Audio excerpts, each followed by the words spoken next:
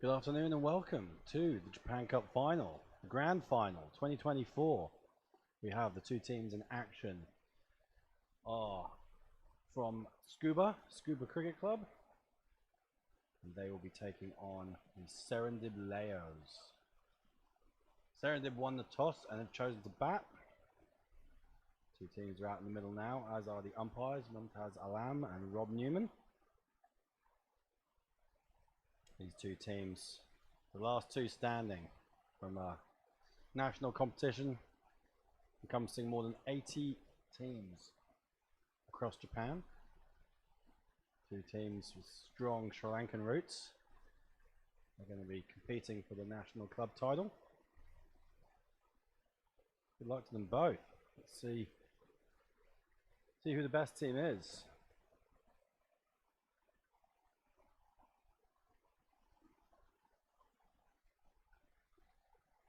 Should have the live score coming up on the screen in due course.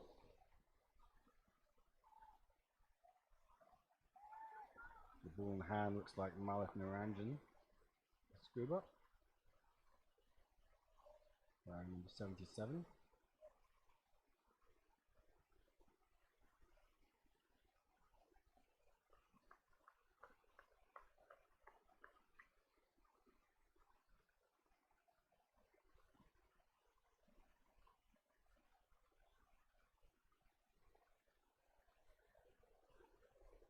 Run through the teams quickly. For Tsukuba, you've got Bimsara Thimala, Nadun Gayan, Vinod Kumar, Chanaka Madhushankar, captain, Sanjay Yapabandara, Devinda Fernando, Malis Sankalpa, Hassan Ganesh, Tom Banaka, Malik Naranjan, and Devinda Sanjaya. Lots of familiar names there, people who watch the Japan Premier League, or at least Kanto representatives. For Serendib, we've got Shahan Madhushankar, Vasanta Chandara, Manoj Silva, Ravin Harath, the captain, Sean Kiataru, Hassan Mudita, Hasitha Suresh, Chitra Gayan, Janaka Sanjiwa, Indika Oranga, and Nuwan Madhushankar. Again, a few familiar names from Japan Premier League watchers. Alright, everyone looks ready. First ball is coming up shortly. And that's a dot. First played straight to the fielder. Naranjan on the spot.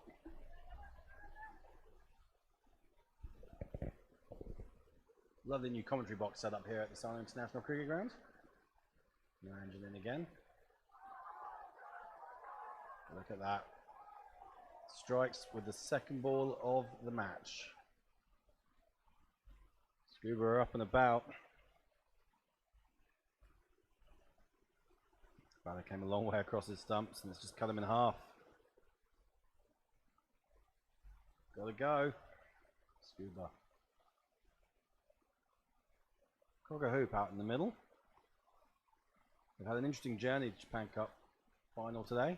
Got through a super over last night in the quarterfinals. Tight game against the Tigers, emotions running high. They held their nerve. And they do it again today in the big final. Both these teams reasonably comfortable winners in their semi-final. It's not strictly true actually. The Tsukuba team, again, extraordinary game in their semi-final, having posted just 95. They looked dead and buried really when they're up against Kobe Hawks. Kobe Hawks were cruising. They were 76 for 4, sorry, with 7 overs to go, chasing 96 to win. And they Tsukuba team managed to take the last 6 wickets at a cost of just 9 runs, which is madness, in 5 overs as well. So, turned the game on its head, burgled their way into Japan Cup finals.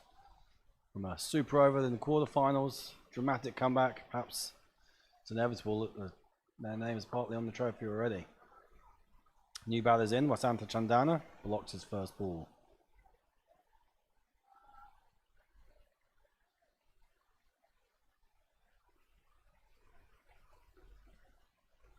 Japan Cup started way back in April for some of these teams. Maybe even started as early as March, actually, for some of the Kansai teams.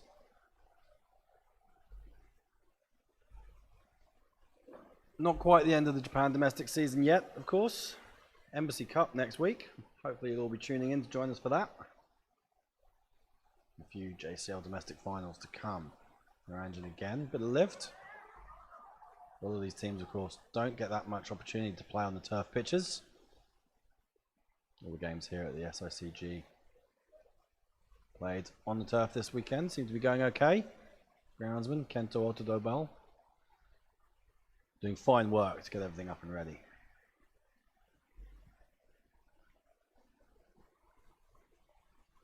If you are watching on the JCA YouTube channel, welcome wherever you are, wherever you're watching from. Good to have you with us.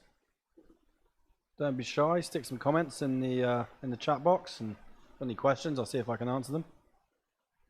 Can't promise I'll get to all of them, but I'll do my best.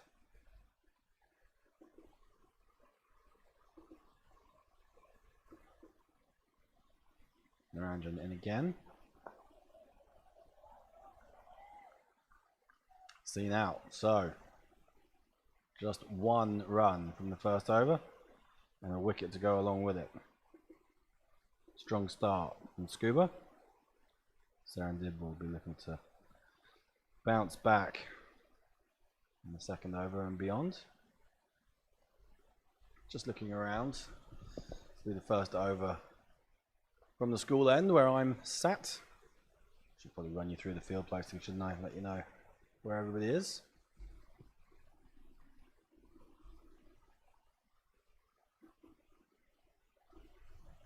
Fielder's taking a bit of time to get into place. Left-handed batters. Look, who are the men outside the circles? It looks like it's going to be a fine leg and the third man with the two men out.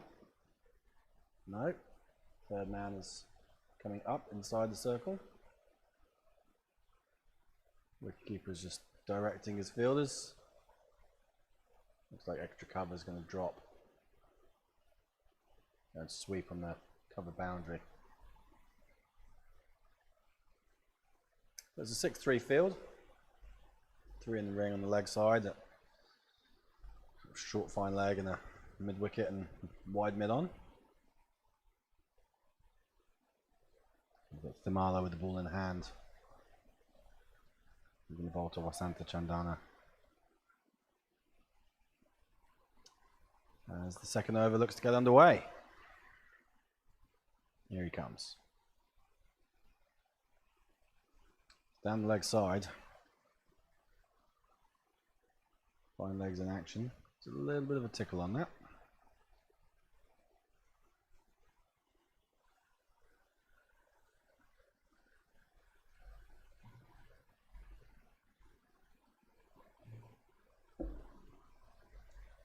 Those who know the commentary box at the Surrey International Cricket Ground will know that we're very far away from a water source. And I've just realised I've come up here with an empty water bottle. Very disappointing. My throat gets a bit scratchy. Apologies. Pushed into the offside, no run.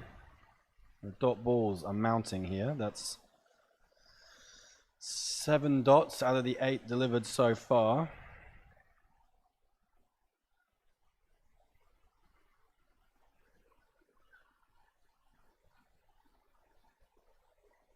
Not right. 6 dots out of the 8 delivered so far. And that one's alright. Not quite found the gap. I'll take a single.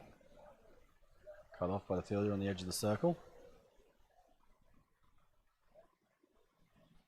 The cloud cover at the SICG today. Had looked like it was going to be a glorious sunny day for most of the morning, but we are in late October. Autumn is threatening to arrive. 27 degrees up here yesterday. Unnecessarily warm for my liking, but today is much more temperate. 22, 23, bit of a breeze. proper English cricket weather.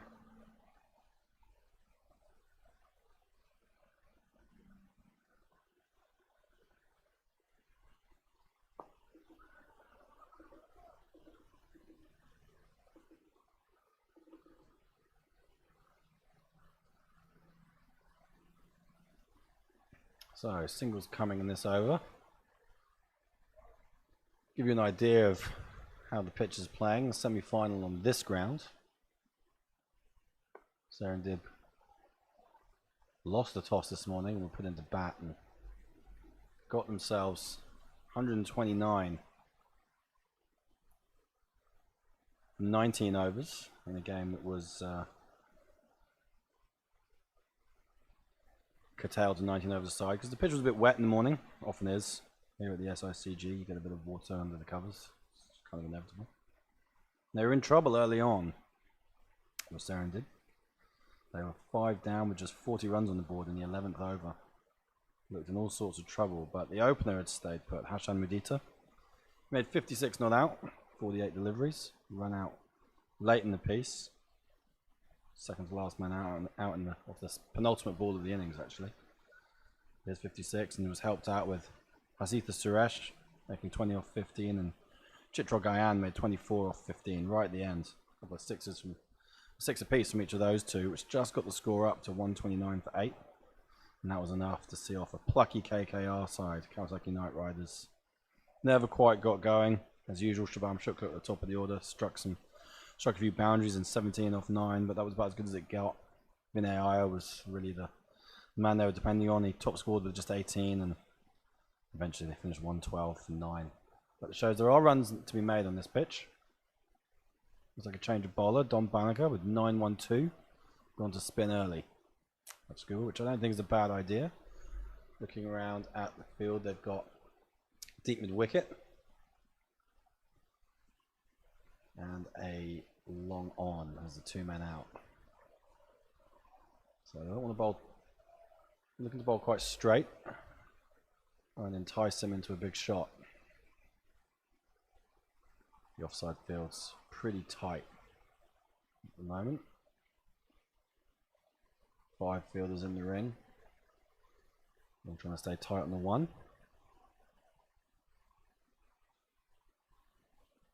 Banneker coming around the wicket to the left armour. And the scrambled single into the leg side. Didn't get hold of that one. First signs of an attempted big shot from Chandana. Both batters before that ball 3 off 6. Wide called. Score moves up to 7 into the 3rd over.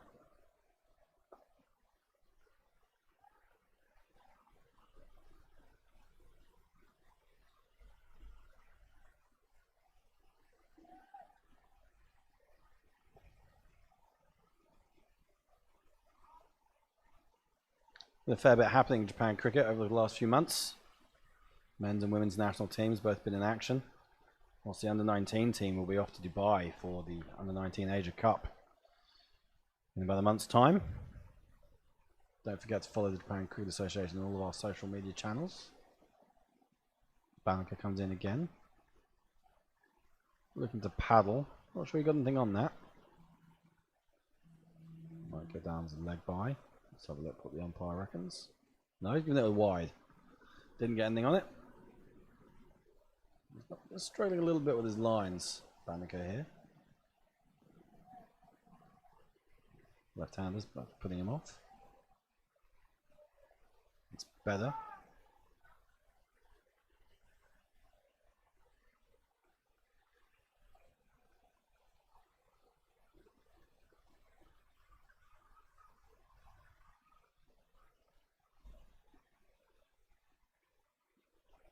Darted in, but no run again into the offside. Looking to cut behind square. It's Chandana, but not quite able to get hold of it. And that's the over. So 10 for 1, 3 overs gone. Just 1 run off the bat from that over. A few given away and extras allowed Serendip to just creep along. As mentioned, and they made a pretty slow start in their semi-final. Serendip batting first. They lost the toss and batted first in that game. They were put in due to the slightly soggy pitch. That's dried out now. They were very quick to choose to bat first upon winning the toss this time. Into the fourth over we go. Oh, and another one gone. Knocked him over. Well, not much of a shot, to be honest. Just sort of prodded at that. That's Kiyataru.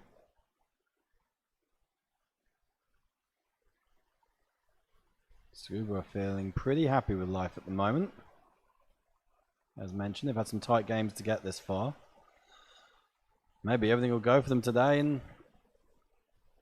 they'll knock over Serendip for a low score. Seen plenty of teams bounce back from worse positions, of course, in T20 cricket. There won't be any panic just yet.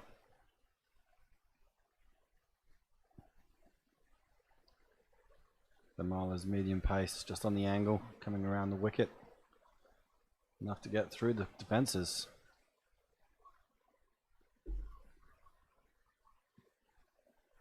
Malaj Silva, the new batter.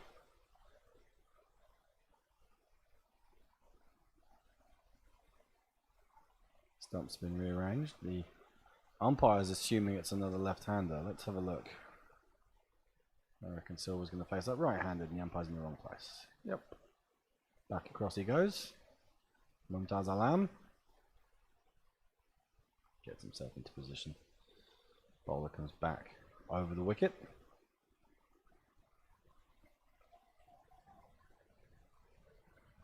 Kamala's getting his fielders in place. Third man down there on the boundary. And fine leg is dropping back as well, so a longer format field this one. And they've taken one to the man in the ring on the point. A safe single. The left hand is back on strike and Mumtaz can walk back across.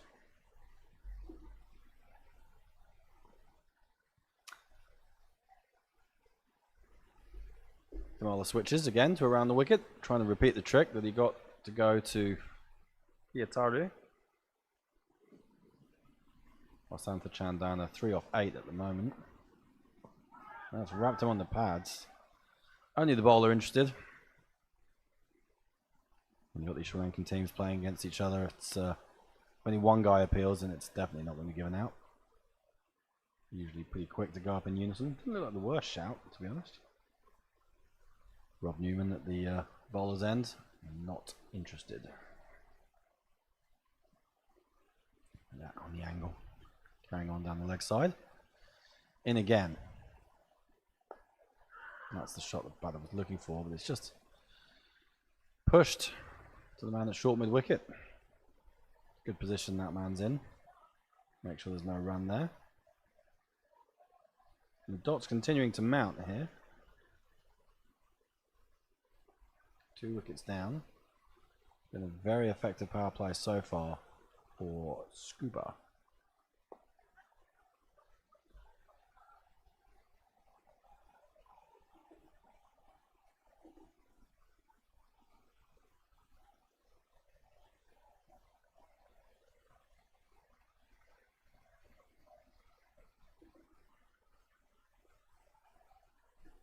New champion ready to be named this year. As mentioned, oh, an appeal there for a caught behind, but nothing doing. I reckon that just clipped a thigh pad or a shirt perhaps on the way through. Saved him from the wide. Yeah, Scuba are back in the final again, having lost the 2022 final to the Tigers. Got their revenge in that quarter-final last night to dethrone the Tigers, who, after doing the double-double the last couple of years, they won Japan Cup and the Japan Cricket League 40 over competition. They were beaten semi-finalists in the JCL 40 overs this year and have now gone out in the quarterfinals of the Japan Cup. Did pick up the JCL T10, so not a wasted season for the Tigers. And we'll have a new champion. Scuba's 2022 final appearance, the best they've ever done. Meanwhile, Serendib are new to this level. Always nice to get a new champion, I would say.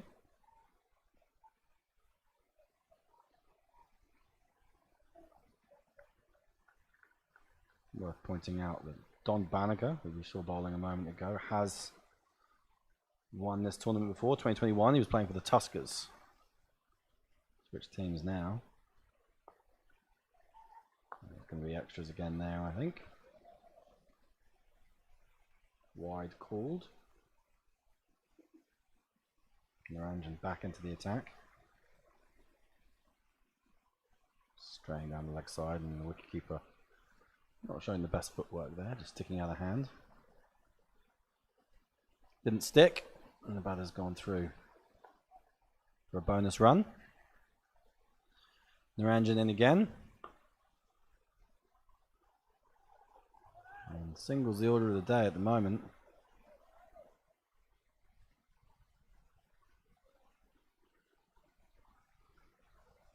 Comes around the wicket to the right hand on Naranjan. Lefty's back on strike now after that single.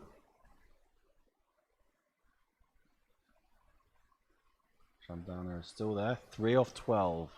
Got to try and find a way to get going here. There's one off the bat for him. 4 off 13. We're into the 5th over now, and you feel that they've really got to attack probably these next 9 balls. They've got to try and get some runs on the board whilst the field is in. Power play will conclude at the end of the next over. Silver back on strike. Naranjan just pulls out of his run.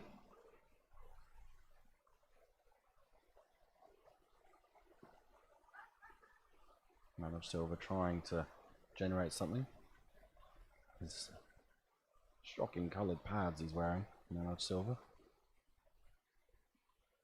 Not sure I'd be allowing him to wear those if I was out there umpiring.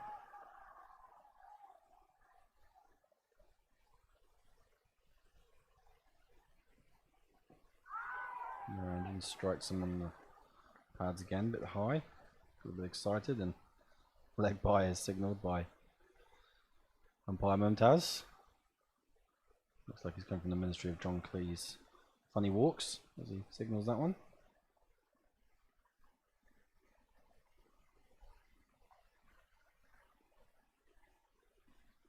One of the characters of Japan cricket, Mumtaz Alam, was been around a long time. Played for Japan many years ago.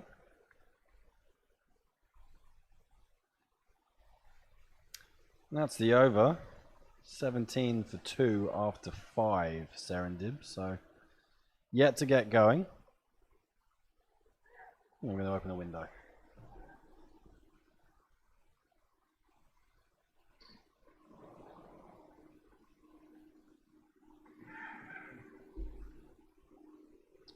See if we can get some of the atmosphere noise in here, shall we? Yes, as mentioned, don't be shy about contacting us on social media. Facebook, Twitter, Instagram, TikTok even. We have a TikTok channel, I'm told. I don't really know what TikTok is, but if you do, get onto it. Go and follow us. Give us a like, give us a share, give us a... Is it a retalk? I don't know. How do you talk? How do you tick? A retick? Retalk. I don't know. You can retweet on a platform that's not called Twitter anymore. Instagram, you can just give us a like. Facebook, you can give us a share. As mentioned, Embassy Cup next weekend. Big event. A lot of these players will be back in action, I'm sure, playing for the Sri Lankan team. T10 cricket. Thrills and spills. Guaranteed. The mile is continuing. Oh, a shot. Hit high on the bat and dropped. Chance is put down. Spliced into the leg side. Fielder was running backwards. It's never easy taking them over your shoulder, but he actually got there pretty comfortably. Looked like it would just land in the palms of his hands. He got his hands to it, but I think his momentum made it difficult for him to cling on. And they've got through for a single, but as predicted, signs that they might actually look to attack this final over of the power play. Again, the only men outside the circle are fine leg and third man. That's a leg side delivery that's gone down as a leg by. Slightly different signal from umpire Newman.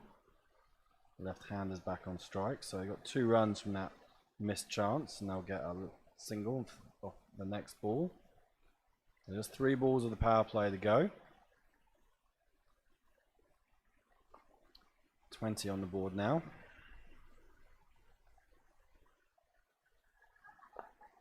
And that is clipped just over the head of the man in close. Sort of a close square leg more than mid wicket.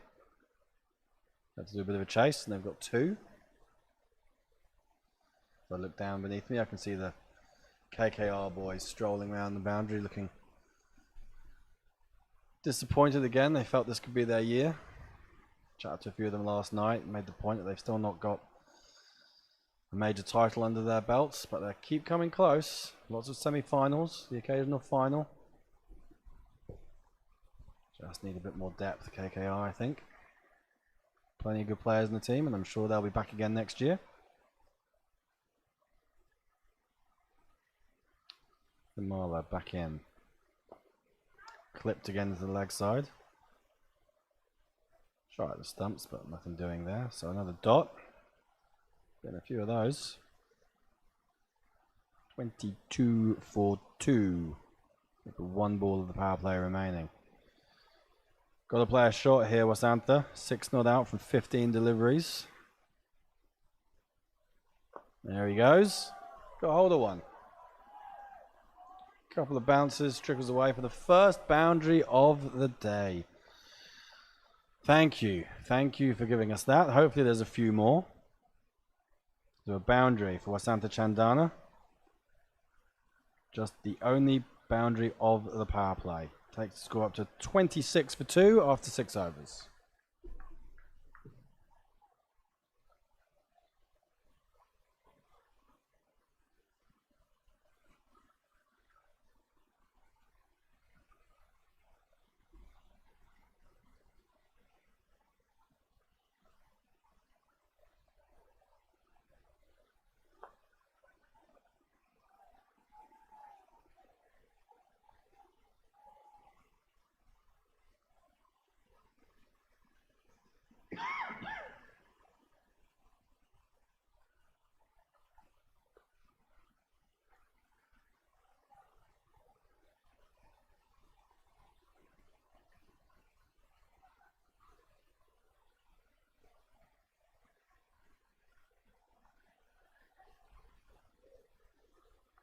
Alright, Melinda Sanjaya has the ball in hand, the super over hero from last night.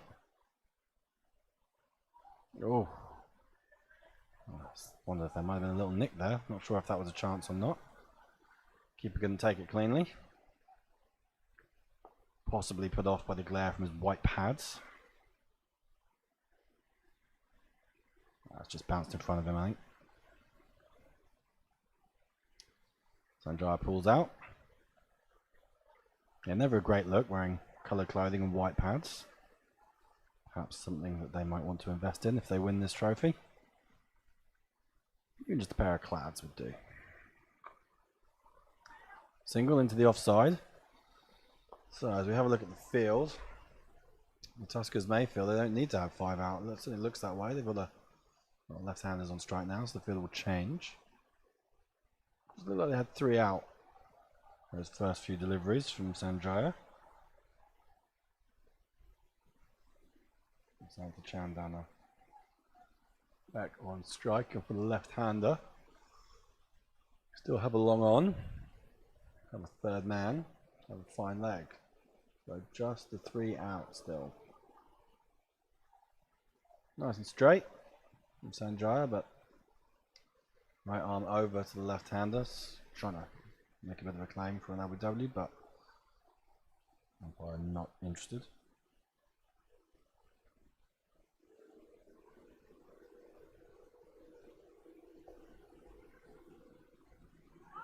Well, that's a better appeal, but it sounded like a bit of bat on that. And again, with that angle, always tough to get the umpire to give an Abu Dhabi, particularly in big games. Looks like mid wicket's dropped out now. to the boundary, so 4 out that I can see. Bit tricky with the game on the other ground. Tigers also in the field at the moment, over in the Shield final, and they wear blue as well, so it can be a little bit confusing to see who's on which ground. Another dot. A good over so far from Sanjaya. First over after the power play. So far just 1 run from it.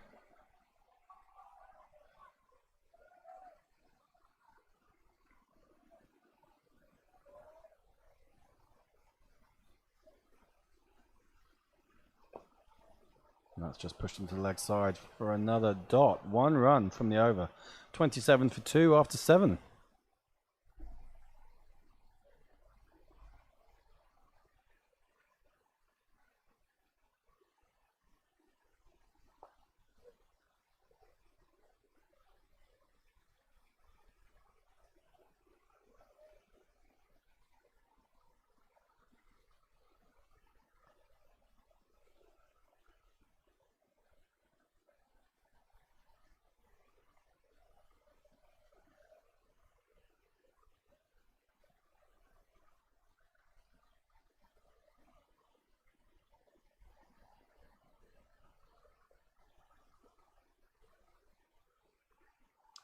Change of bowling. Cousin Ganesh has the ball in his hand. He's bowling at Manoj Silva again. Let's have a look at the field. So, 2 men back straight, long on, long off. Sweeper on the cover boundary. Mid wicket and a backward square leg. So 5 out for the spinner. Manoj Silva looks to go on the attack. Just lifts that into the leg side, just 1 run.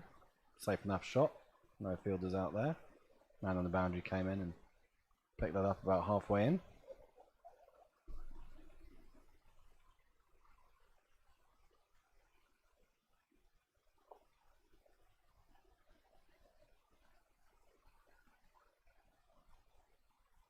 Comes around the wicket to the left-hander. Ooh, bit of bounce, that one. Just popped on him.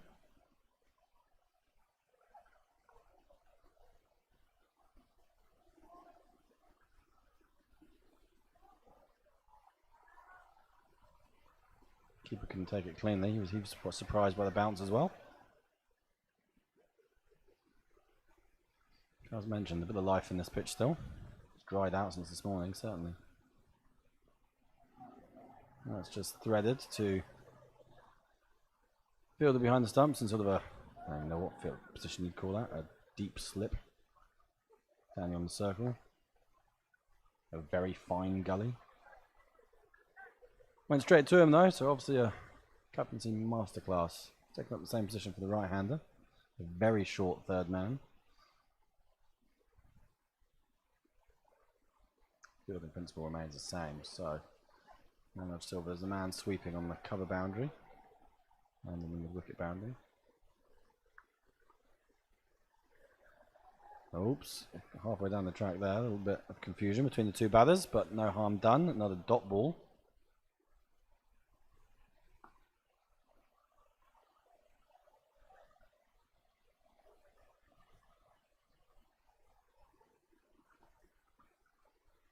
Into the leg side, hit reasonably well. I think they'll just get the 1 for it though. Bit of excitement over on ground 2 as the over concludes. 3 off it, 30 for 2 now. Seren did after 8 overs. A quick look at what's happening on ground 2 in the Shield final. The Tigers making plenty of noise. Tigers against the Tigers. Nagoya Bengal Tigers are batting first. Into the 5th over in that game. It looks like the second wicket's just fallen. 28 runs on the board.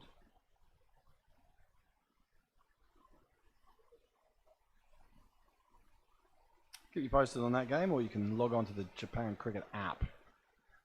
Follow it live from there if you wish.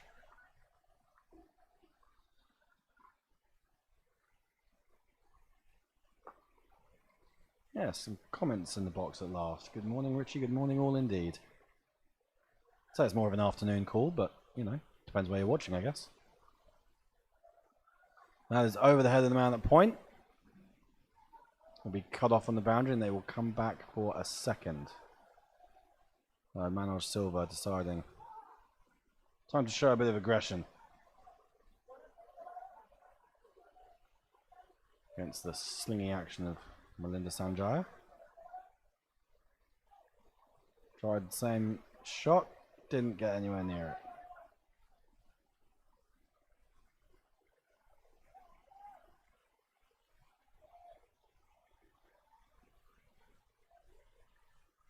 Well, the scorebook says that went for 4, that ball, in the start of the over. Looked like the fielder got it to me, but I might wind the stream back and have a look.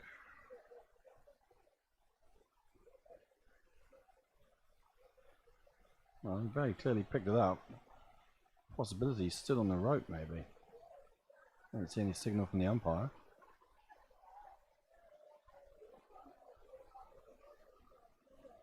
Nope, definitely no signal from the umpire. So the score is wrong. Can ignore that.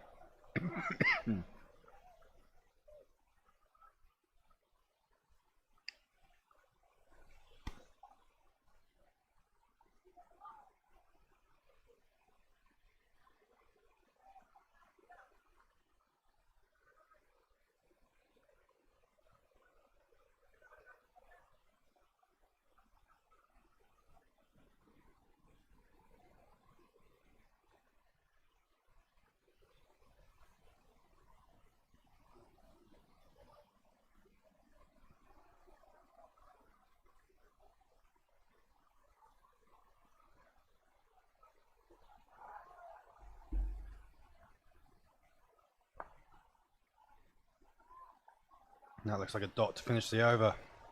Now I make the score 33 for 2. We'll see if that gets corrected.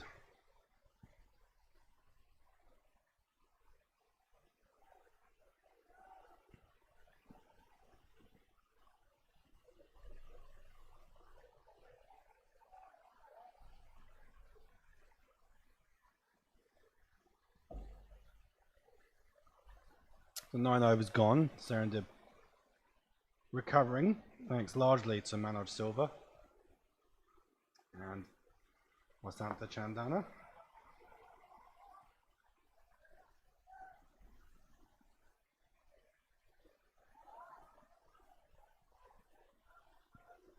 And the Ranjan continues, looking to bowl his overs at the start of the day.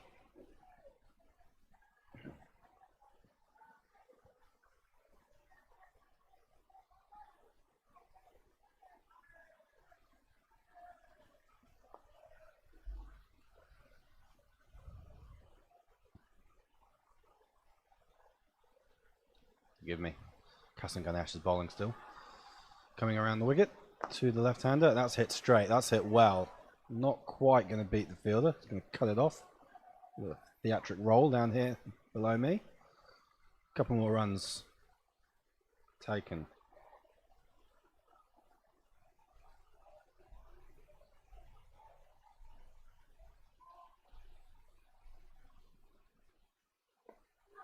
Ooh, that one just popped up. No one in close though.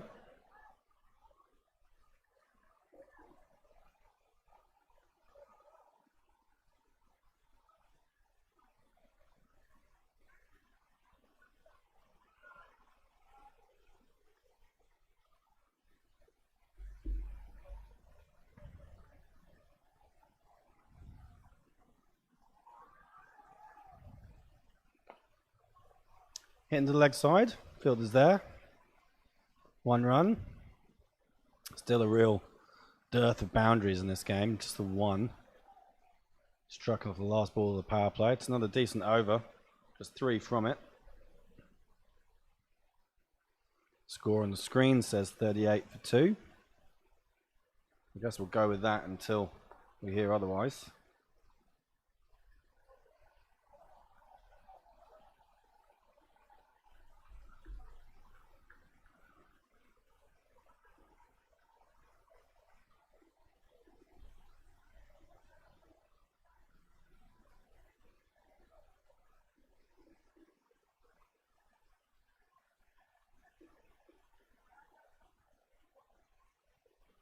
Okay, looks like that has been edited now to 2 runs. And that is a moment of aggression. Here we go. 6 runs struck straight back over the bowler's head. Clean as a whistle. Swing of the arms from Wasantha Chandana. It's almost landed on the scorers' heads. That's the thanks they get for trying to give them a couple of extra runs.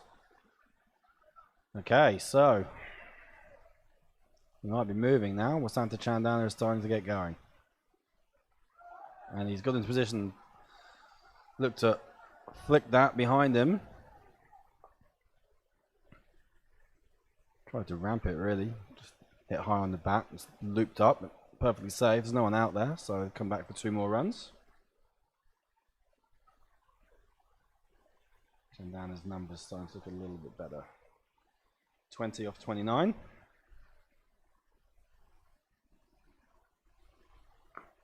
And he's gone again. That's going to clear the field. There's going to be 6 more. It's nearly taken out a man on the other field.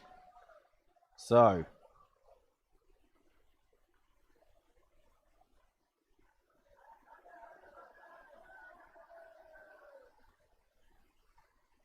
tucking into the bowling here.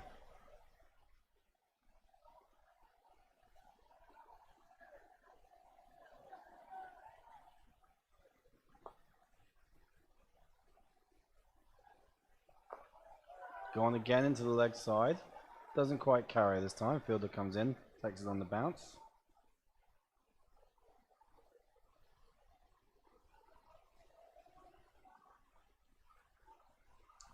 Don Banneker, the bowling.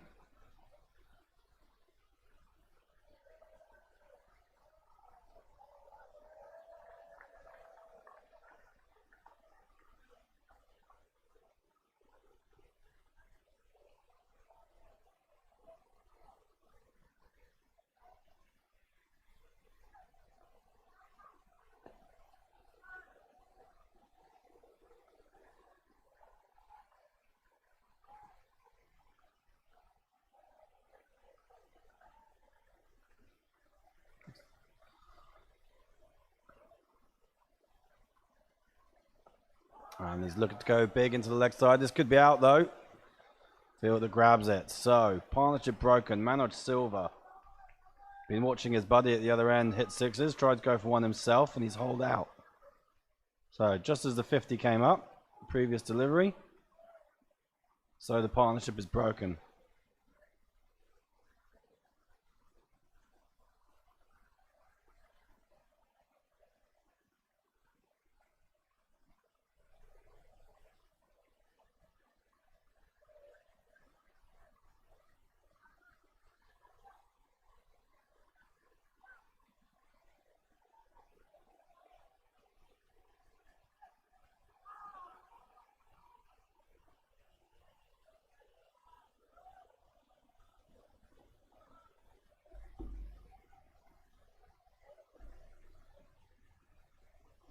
So, Serendip's recovery continues. They've got themselves to 50 for 3 after 11 overs.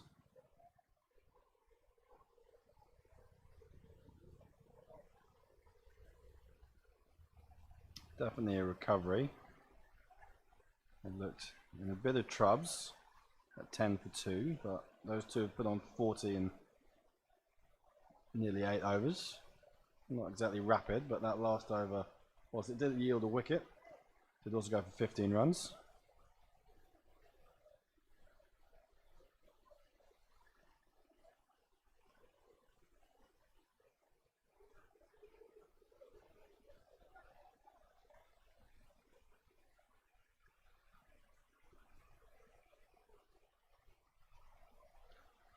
The score has been corrected. There's a few issues going on, I think.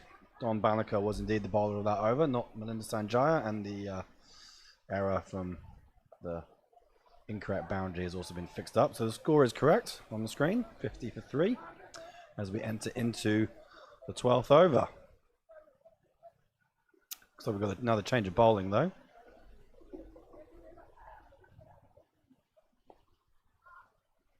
Who's shirt number 11? Let's see.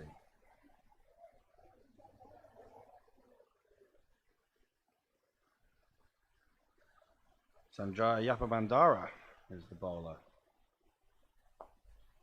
Another from the East Kanto Sunrisers JPL team that we've seen a bit of already today. Who are these players?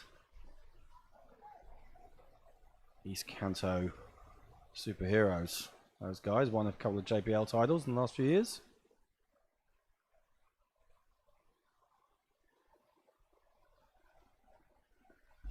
Bandara starting pretty well. I haven't announced a new batter, have I? Shahan Madhushankar. And the number 5. For the Serendiplayers. Taking a cautious approach to begin with. Vasantha Chandana's up to 30 from 34 now after a couple of sixes in that last over. He'll be feeling a bit better about life. He was 3 off 18 at one point.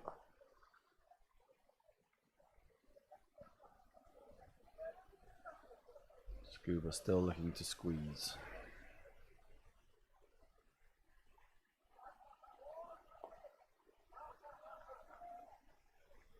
And that's the over. It's a decent one. Yappa. Just a single and a wide from it. So a bit of calm restored after the chaos of the previous over. Sixes, a wicket. All happened.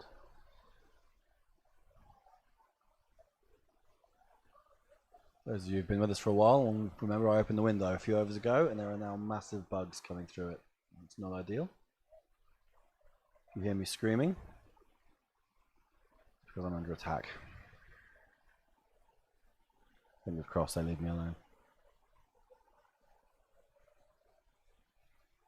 Where are all my comments, people? Where's all the chat in the YouTube comments box? I was waiting to be inundated with questions and jokes and all sorts of good stuff. It's all pretty quiet in there right now. Don't be shy. Come and say hello.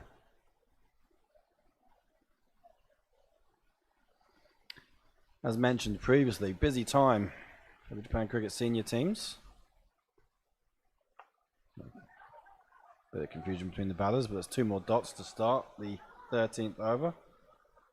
Hassan Ganesh switching ends. Yeah, the Japan men's team won the East Asia Pacific Regional Qualifier B, which was held in Incheon in South Korea. Played a couple of warm-up games before the tournament, won those, and then won all 6 tournament matches. So 8 wins out of 8 for the Japan men's team. Hello, there's a big shot. Goes straight. Fielder can get round. Oh, he's dropped him. Put it down. Straightforward chance once he got there. Didn't quite get hold of it. Vasantha Chandana. He's looking to wind up and free his arms now. And the fielder down there comes around, gets there, 2 hands to it, chest height, comfortable. Ball ends up on the grass. And the batters get through for 1 run. A couple of missed chances already today. And, well, the right-hander now has gone the same way. Different fielder, same result. Another catch gone down. So, riding their luck a bit here, Serendiplayers. They could have just dismissed both these batters.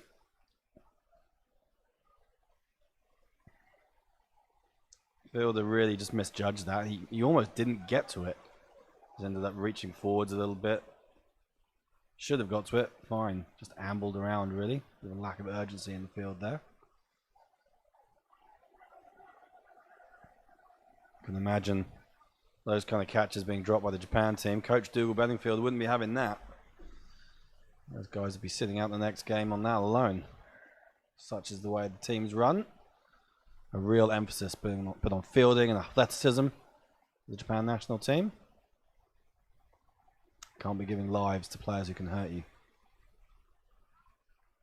Japan were excellent throughout that series. Don't think I recall. I can recall 1 drop catch in 8 matches from the men's team. It's not bad across 8 games. Meanwhile, the Japan women's team were in action as well. They played 10 matches in the last 2 weeks. They won 8 of them. 5 matches against Singapore, won that series 5-0. And then went to Incheon as well, straight after the men came home. The women were over there. And just the usual nemesis of Hong Kong, the only team that they couldn't get past. But wins against Korea, China, and Mongolia. A couple of defeats by Hong Kong. And another one straight. They're going back over the bowler's head again. It's going to be another chance. This time it's held on to. So, pretty muted celebrations from Scuba Cricket Club. I think they were just relieved to see a catch taken.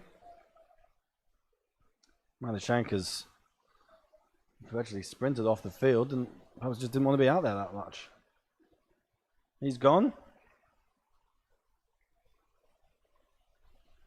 Chandana remains though. 58 for 4. The score now.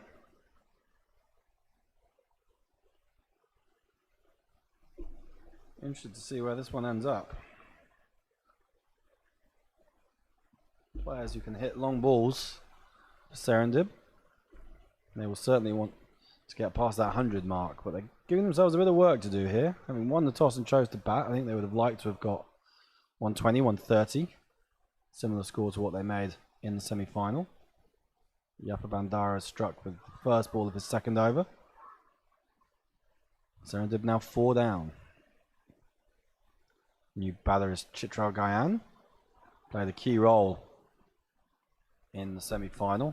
24 or 15 to get them up to that total of 129 I mentioned previously. So they'll be looking for something similar from him. Keeping wicket in the second innings.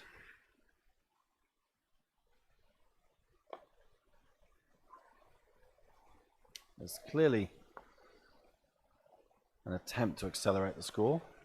Be interesting to see how Chandana goes. He's been, after such a slow start, he's almost playing a shot of ball now. But with that fall of that wicket, he may need to rein himself in a little bit. Give himself a couple more overs and then launch in the last 4 or 5. Depending on what happens at the other end, of course. Well, no, he's gone again. That's gone straight up in the air. Surely this will be taken. Keeper's going to get it. Yeah, no mistake that time. Bandara looks pretty pleased. I'm not sure that was the best way to go from Wasanto. It's been a funny old innings. It's not played badly. He's finished 33 or 40. Scored more than half his team's runs, but with the wicket having just fallen, I think he needed to stick around a bit longer because it would appear that starting on this pitch isn't so easy. And now we've got 2 players at the crease who are fresh. And Scuba. We're feeling a bit happier about things. They're in a pretty good position here. 59 for 5. They've got Serendib. No reason why they shouldn't be thinking about bowling them all out at this point. 2 wickets in this over. Trouble, trouble, trouble.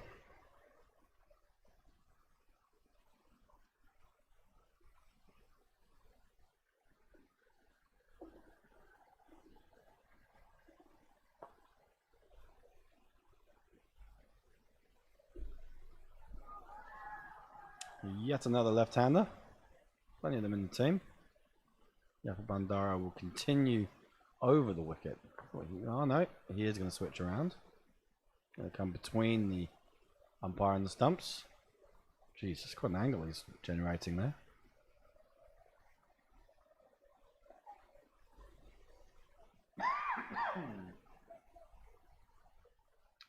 Starts with a dot. There's Suresh.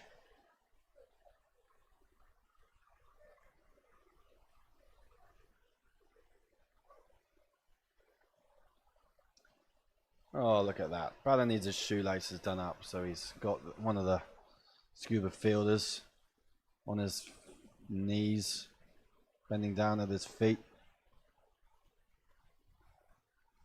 Tell you what, something else you wouldn't see in the Japan team.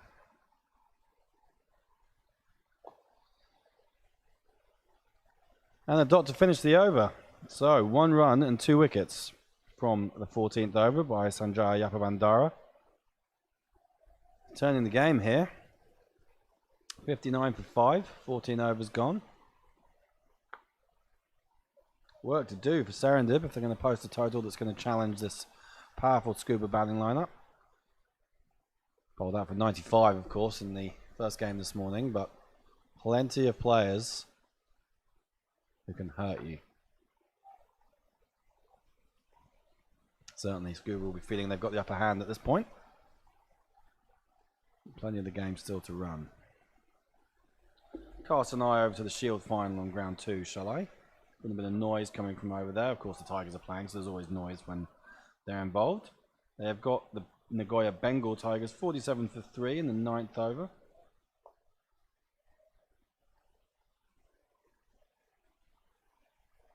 Two wickets for Gurman Singh.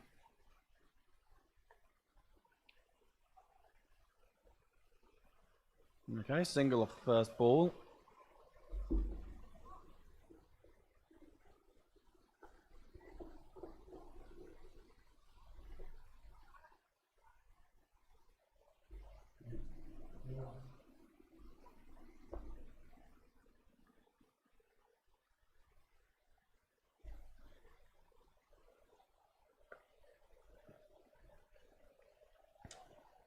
Naranjan's back into the attack. That's a clever shot. I reckon that's found the boundary. Yep. Just deflected, really. Behind square on the leg side. Naranjan just losing his line, angling across the batter onto his pads, and he's just flicked it around the corner. Picked the gap perfectly, did Chitragayan. Dangerous player. Don't want to give him too many freebies like that. Naranjan will know that.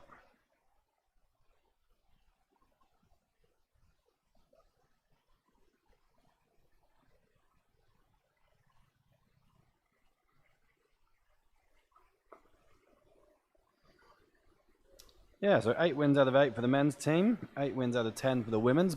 Nice rankings boosts for both our men's and women's teams here in Japan. And of course, the under-19s will be off to Dubai for the under-19 Asia Cup next month. Games against India, Pakistan, and the host UAE to look forward to. 50 over format, that stuff, of course. Japan team will be announced this week, I hope. Plenty of familiar names. I think 4 guys in the under-19 squad who've already debuted for the full men's team. Those of you who pay attention will know who they are. Well, gone straight again. That's over the head. Nearly killed a fielder on ground 2 again. Hefty strike, that one. Over long off. All the way for 6. So, Naranjan getting a little bit of tap here after his decent start. He bowled 2 overs for just 6 runs. Gone for 6 runs in just that shot. So 12 of this over so far with 1 to come. It's a good hit from Guyana. It really is. Whacks it. Last ball of the over. And he's just blocked that into the offside and stolen the single. They might come back for overthrows here. Guyana's gone so far past the stumps, he's basically running 3. Gets back pretty comfortably. I think he wanted the strike. Didn't really want to have to go for the 2. Well, he's got the extra run to his name. His buddy Suresh will be on strike. Suresh just able to walk that second whilst Guyana's sprinting the distance. Looks a bit puffed after that. And that's the end of the over. 73 for 5 after 15. So Serendip are giving themselves a shot of making 3 figures. They should get there if these 2 stay in. They may well go significantly past that. You're going to need to go to about 10 and over, I reckon. Get a score of 120. Give themselves a chance. Pressure in finals can do funny things.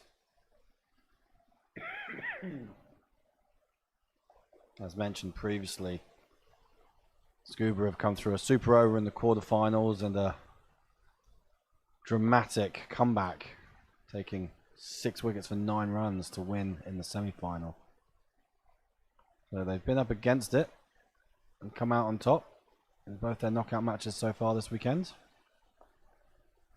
And that's another boundary. So Yapa Bandara, who bowled so well up till now, take 2 wickets for just 3 runs. And this extraordinary angle he's coming in from around the wicket, straight onto the leg stump. And the left-hander Suresh has just helped that behind square on the leg side. for a boundary. It's a great way to start the over, for the batting team at least.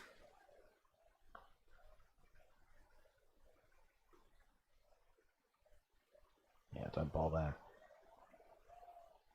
Looks like some issues in locating the ball. Can't be that hard.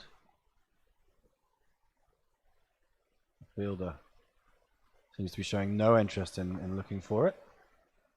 Hasn't even left the field. Looks like there's a staff member down there helping out. Just slowing the game down. Not sure why the fielder seems to think it doesn't have to look for it. If he'd stopped it, he wouldn't have this problem. There it is, ball's found. There you go, mate. Wasn't that difficult, was it?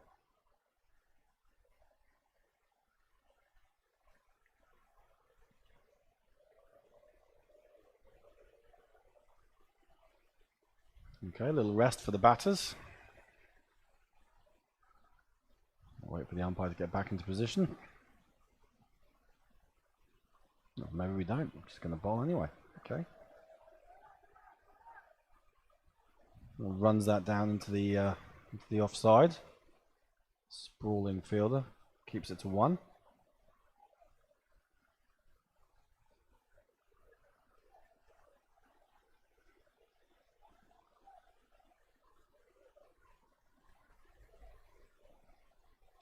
So Gayan back on strike.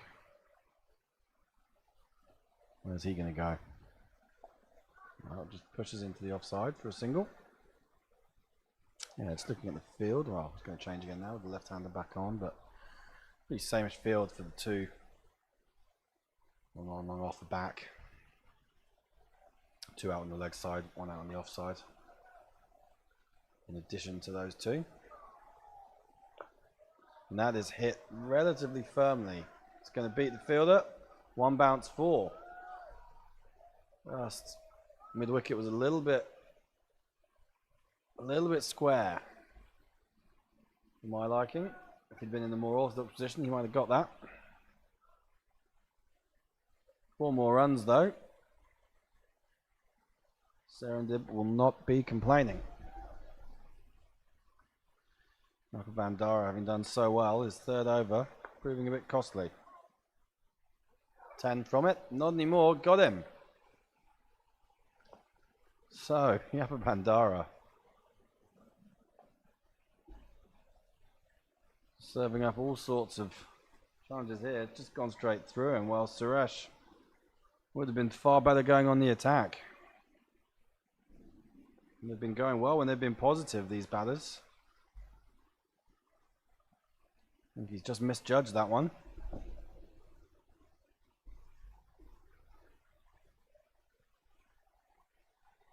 It's a handy contribution, 14 from 8 deliveries. He trudges back to his teammates, gets a few claps, a few pats on the back. 6 down though, Serendip, 83 on the board. Still 25 balls to go. Plenty of runs to be scored. They're going to have enough batters to score them. Sanjaya Yapa Bandara, 1 more ball to go this over. He has 3 for 13. Got 1 over left after this. It's yet another left-hander comes in. Can't remember a team with this many left-handers. It's the captain, Ravin Haraf. It's a leg stump guard.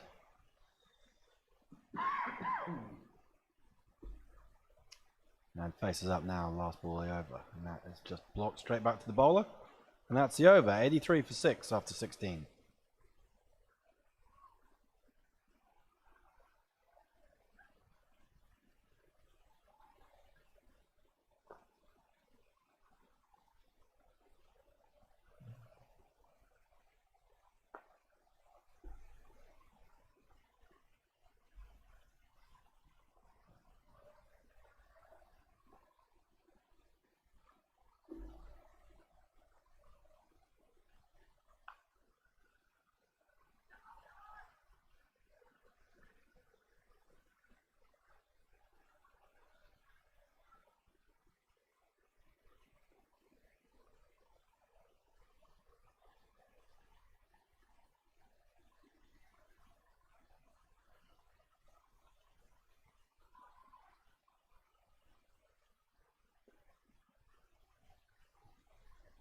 Okay. We go again. That looks like Milind Sanjay is coming back into the attack. I'll have to confirm that in a moment. Leg bye off the first ball. Do like Mumtaz Alam's leg bye signal. Worry that one day he might just fall over backwards, such as the enthusiasm with which he gives it. Sanjay it is. 2 overs for just 4 runs at the start.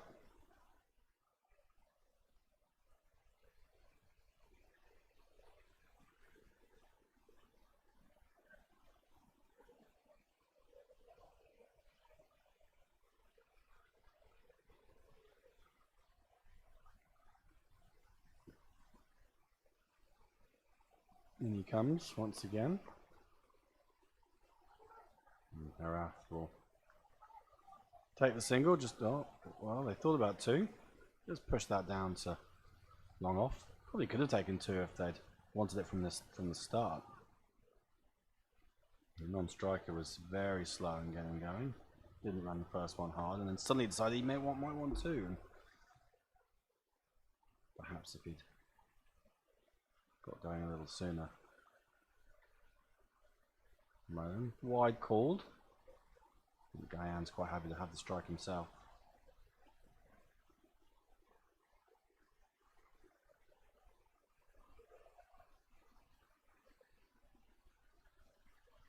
Another spill by the wicketkeeper down the leg side, but not too costly. And this time they will come back for 2, so decided straight away they wanted it and showed that it's there. They can get going. Just late cut down to third man. Quickly back for 2. So when it gets him back on strike, he does seem a bit keener to run harder. Chitral Gayan. You can blame him. He likes batting. Ended up in a heap at the end of that. It's okay now. Tickled, fine. Short fine legs in the circle. It's just a leg bye. Didn't get any bat on it according to the umpire. All still counts for the total though. We'll see behind the wicketkeeper the JCA partners Mizuno, GTN, MKI, Nito T. All good brands who are getting behind cricket in Japan these days. MKI and Mizuno are my personal favourites.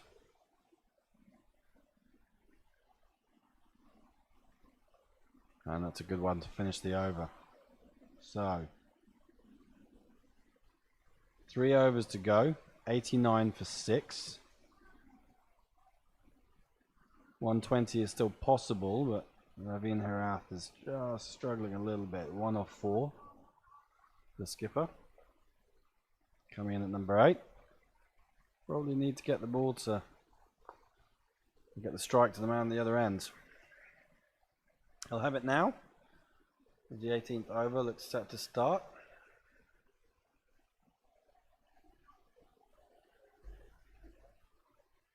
To confirm, it looks like Ganesh is going to get his hands back on the ball.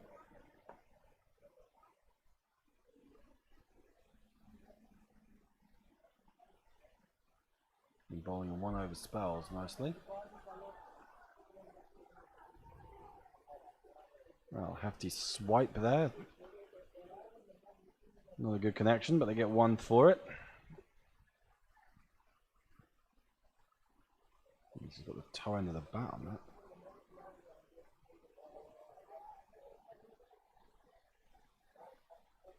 Cost him. Probably would have been called a wide otherwise.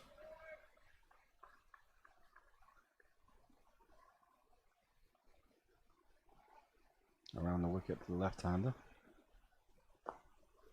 Harath just pushes that straight, so single. Trying to get himself off strike.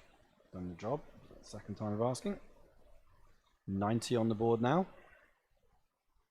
What can Chitral do? Can he find the boundary? He's got to be thinking about it now. Well, the bowler didn't like him moving around, so he had to pull out. Slowing the game down. 80-minute time limit, of course. That's out, I reckon. Is it? I think the wicketkeeper's made a bit of a mess of that. He's feigning injury now, perhaps to save his blushes. Just flicked up and hit him on the finger.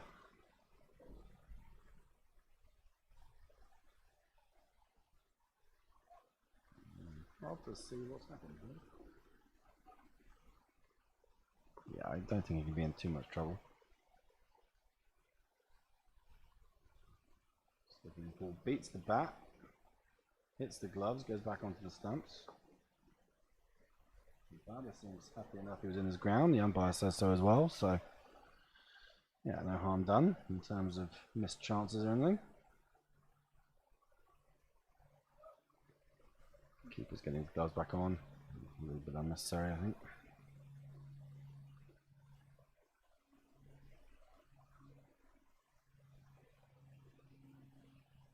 Well, batter's looking to get creative. I like the idea. I applaud the intent. Just a bit lacking in the execution. You can see there's not many men behind square. Gone a more orthodox way that way, and that is a pretty good choice. Straight and 6. Back over the bowler's head. Flat batted, really, from Gyan. Got some ability, this guy. Hit pretty high on the bat, but he got enough on it. Clear the ropes altogether. So, suddenly, an over that was just 2 runs off the first 5 balls goes for 8. And Serendip got up to 97 for 6 with 2 overs to go.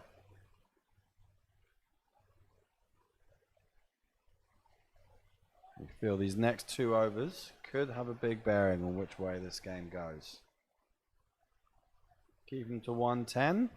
I reckon that's chaseable. They get up to 120, 125.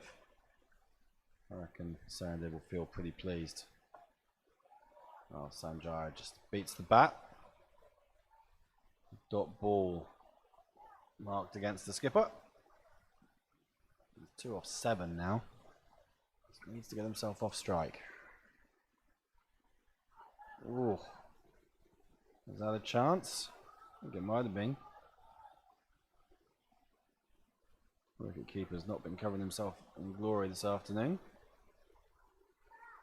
Firstly with his choice of clothing. Ooh, it flew pretty quickly. It's pretty close as well, the keeper. I think there was a bit of bat in that. He almost parried it like a goalkeeper.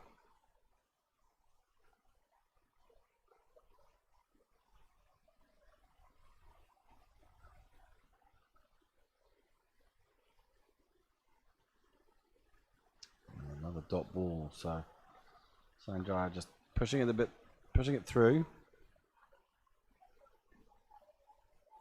Asking plenty of questions of the batters. They'll try and figure out where their boundary options are, where the best scoring shots can be.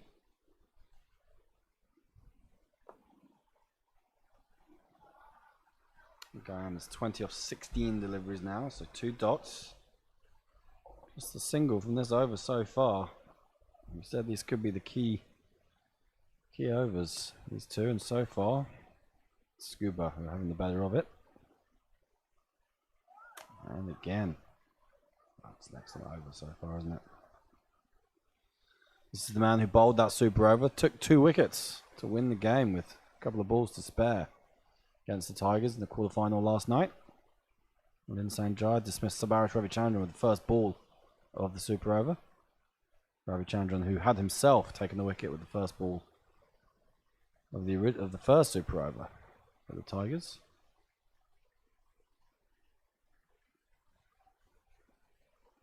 Well, it's an outstanding piece of bowling. Just 1 run from the 19th over. Extraordinary stuff. 98 for 6 after 19 overs. Serendip. Chitral Gyan is 20 off 18. Missing 4 dot balls to finish it over. Oh, having hit a 6 to finish the last one. Which means Herath is on strike again. He's 3 off 8. Final ball of the innings. Who's going to bowl it? A few candidates. Have a quick look at the bowling figures in this game. Malith Naranjan's bowled 3 overs, 1 for 20. Looks like he's got the ball in hand. Sarath Damala, 3 overs, 1 for 13. I reckon he's been a bit stiffed. Don Balika, 2 overs, 1 for 20. Sanjaya, 8 overs, none for 9. Kasim Ganesh, 4 overs, none for 19. And Sanjaya Yapavandara, 3 overs, 3 for 13. And that is high. Fielders underneath it. Takes the catch. So, Raveen Herath had to play a shot. Looked to go leg side. Naranjan, left armour to left-handed batter. Came over the wicket. Just directed it in at him. Tried to hit with the angle, but just didn't get enough on it. Safe hands this time. And that's 98 for 7. So, Naranjan has his second wicket. Herath goes 3 off 9. Hasn't really helped his team with that knock.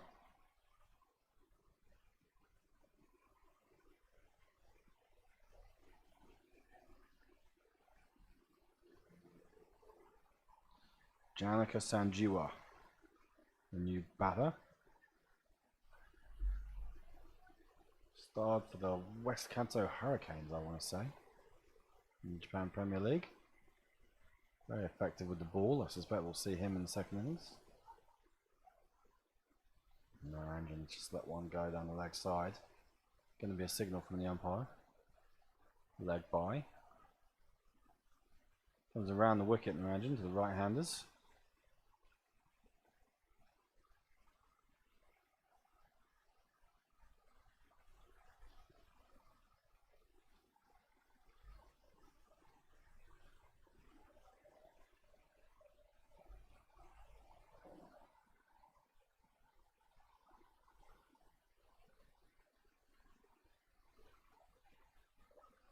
Well, finally, we've got some people popping up in the comments. Todd, Mr. Luckhurst, your pitch is playing beautifully, mate. All credit to our ground staff. Todd Luckhurst, many of you will know, comes over to Japan to help us out with our turf pitches from time to time, usually around the April-May time. Sorry we haven't had a chat yet, Todd, about next year, but we'll get you over. Well, that's a beautifully played French cut. Can't stop those. 4 runs, doesn't matter how you get them. Chitral Gayan will be happy. Wide's brought up the 100. French cut straight away the next ball. So, riding their luck a little bit here. Serendib. Naranjan doesn't look best pleased about it. And that's hit straight. Fielder doesn't want it. Lets it bounce. And they're calling for 2. There's going to be a run out here. Absolutely burned by the man at the non-striker's end. Chitral Gayan hit it pretty firmly. Round the first, there was always 1 there. Suddenly shouted 2-2, 2-2-2, and then stopped. And poor Janika Sanjiwa tries to turn around, slips over on his backside, and has run out and has to go. Well, the 2 batters share a fist bump as Sanjiwa departs, so no hard feelings. Looking for every run they can get. 105 for 7 the score now. 2 balls to go.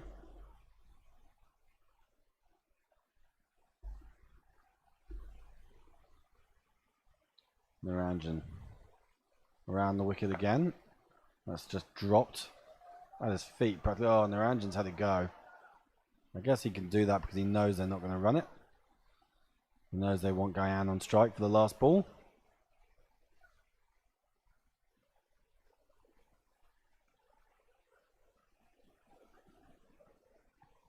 Okay, last ball of the innings coming up. Just moving some fielders around Naranjan. Going to finish bang on 80 minutes. Well played, gents. No issues with over rates today so far. See if that stays the same in the second innings. Well, it's all slowed down. I think someone's yelled out over. So,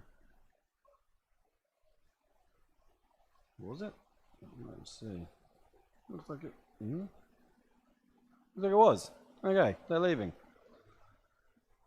There we go. 106 for 8. Final score. We'll quickly run through the scorecard, shall we? So, Hassan Mudita was bowled by Naranjan for a second ball duck. Sean Neru Kiatulu and a 9-ball 3 ball being bowled by Himala. Wasanta Chandana held things together. He made 33 from 40, a couple of sixes. Before he was dismissed by Yapa Bandara, hit one up in the air. Manoj Silva was with him for a while. He made 12 off 24. Shahan Madhushankar came and went pretty quickly, 1 off 5. Chitral Gayan stayed there till the end. 25 not out from 20 deliveries. 2 sixes to his name. Hasitha Suresh struck 3 quick boundaries and an 8-ball 14. Ravin Harath 3 off 9. Janika Sanjeewa 1 off 2 and Nuwan Madhushankar 1 off 1. And he's left not out as well. Bowling figures: Naranjan 2 for 28 from his 4. Vimsara Thimala 1 for 13 from 3. Don Banneker 1 for 20 off 2. Melinda Sanjaya, no wickets to his name, but just 9 runs from his 4 overs. Kasan Ganesh likewise 19 from his 4. Whilst Sanjaya Yapabandara picked up 3 for 13 from 3. So Scuba will need to score 107 runs in their 20 overs to win the Japan Cup for the first time. Serendip Leos will be looking to defend with everything they've got. Alright, time for me to go and get a long-awaited and much-needed liquid refreshment. I will be back in about 10 minutes.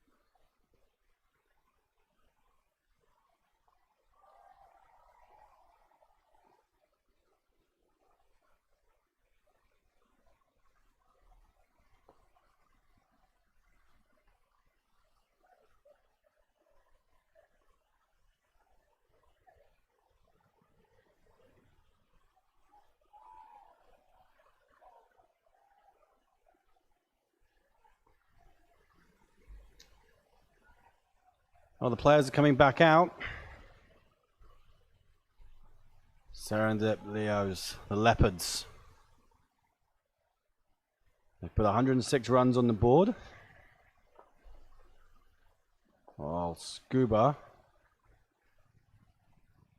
got 20 overs to chase that down. Scuba Cricket Club. Not the only cricket club in Scuba, I should add. There is a Scuba Vikings team. And there was a Scuba Vikings who kicked off the Japan Cup in the very first game, all the way back on the 30th of March this year. Didn't win that game. Since the 30th of March, there's been more than 250 matches scheduled in this competition. And it all comes down to the next 20 overs. 83 teams across 6 regions. One champion still to be decided. Batters are taking guard. Bowlers are warming up. Fielders are clapping hands. Umpires getting into position. Scorers are hopefully entering in all the details. Getting ready to give us what we need to follow this game. Looks like Indika has the ball in hand, number 33. Don Banneker's at the non-striker's end. Try and pick out who that is facing up. Number 7. I can quickly access my team sheet. I'm going to tell you who that is. Ooh, bit of a false start.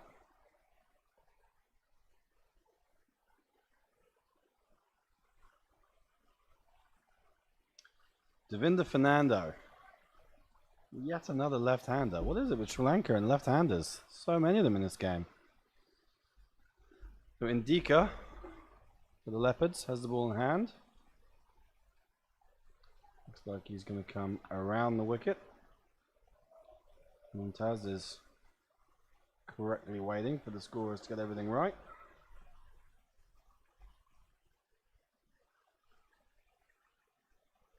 Indika Aranga is number 33.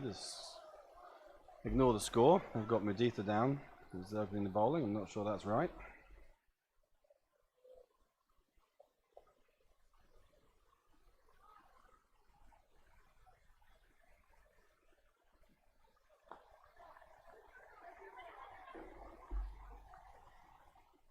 Okay. We're up and running.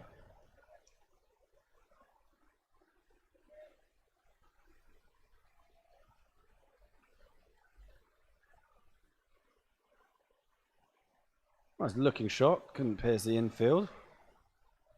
Nando's off the strike though. One to him, Don Banneker. Perfectly capable player, made some big runs in the past. Men out, long on, long off.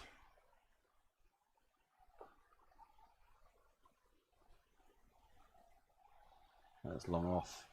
In the action right away. Banneker just sort of cross bats that straight down the ground.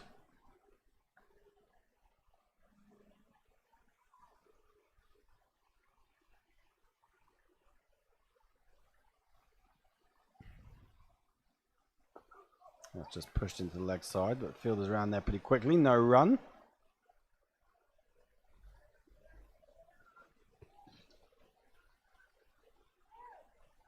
Now that I'm back from my 45-minute hike to the nearest water source, you'll have to put up with my odd drinking noise. Sorry about that. It is water, I promise. Wide ball down the leg side. You think that when you're defending a relatively modest total, you really got to keep those extras to a minimum. That's flicked into the leg side. That's going to go away to the boundary, I reckon. Yep. Fielder's not catching that. Flicked through mid-wicket. Really well picked up by the left-handed Fernando. First boundary of the chase. Took the Serendip Leopards to the last ball of the power play to hit their first boundary. Scuba have done so significantly quicker. Just looking at extras. 9 wides conceded in the first innings by Scuba.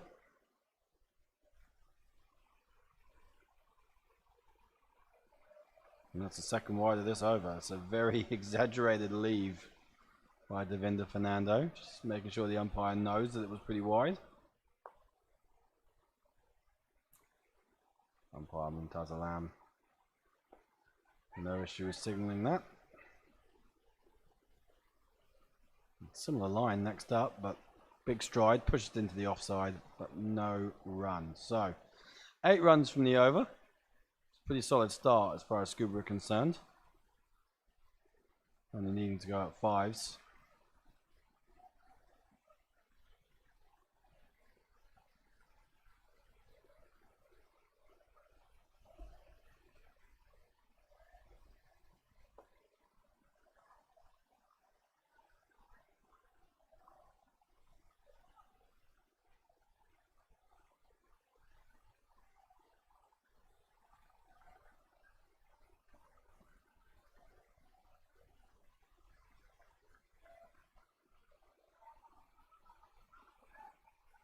Okay, you can see that little scoring error has been fixed. And Shahan Madhushankar at the school end. Long run up. In he comes. Flicked into the leg side. Fielder's going to catch that though. Picked him out. Strikes with his first ball. All right, well then.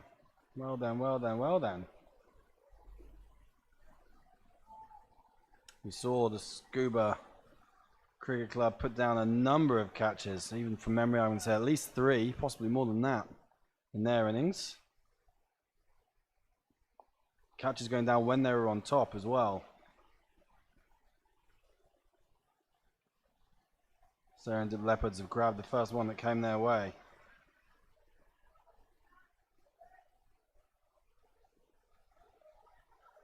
Straight to him really.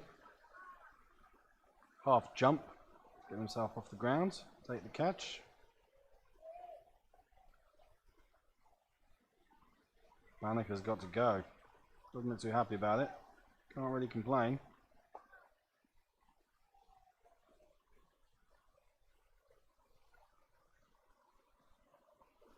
Well, it's Kasan Ganesh. New batter. Out he comes. Destructive player. Getting on a bit, not getting any younger.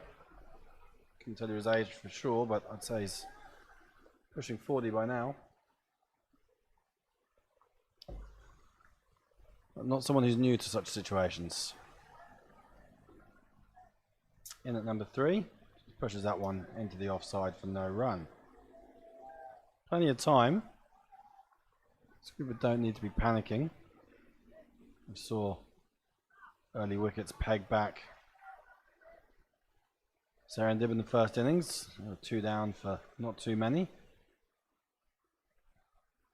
Sometimes you just got to fight hard to get yourself a total. Well, the Leopards are up and about. Plenty of noise in the field now after that wicket. They were perhaps a bit subdued in that first over.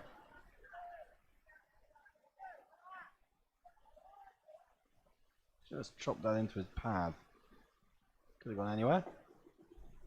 Okay, no, this is a big wicket. Ooh. Big swing.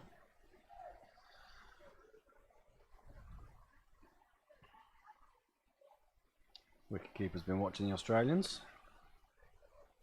Throws it straight at the stumps as soon as he takes it.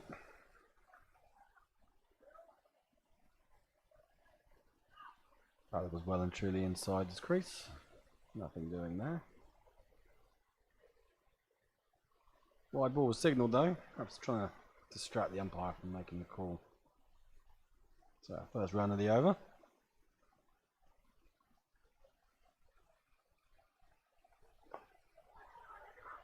Pushed into the offside and a relatively straightforward single. And when you're chasing a low score, you don't want to just be lulled into this sense of security that it's only 5 and over, it'll come, it'll be easy. Got to fight for every run. That's what they've done there, just pushed it into the gap. Singles in the ring make a big difference. So Fernando's back on strike, the left-hander. First time facing the seam up of Madushanka. Drifting down leg sides, another wide. Can't be bowling those. Keep trying to tell you.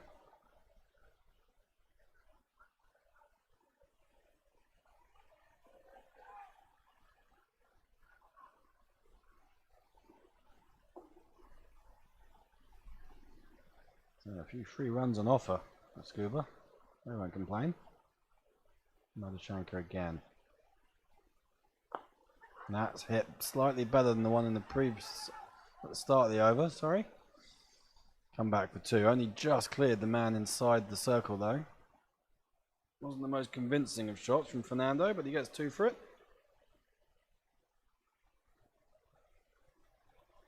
One ball remaining of this second over. 5 from it so far.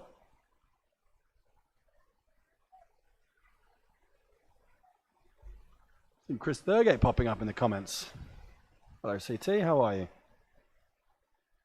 Talking up the T10 next weekend.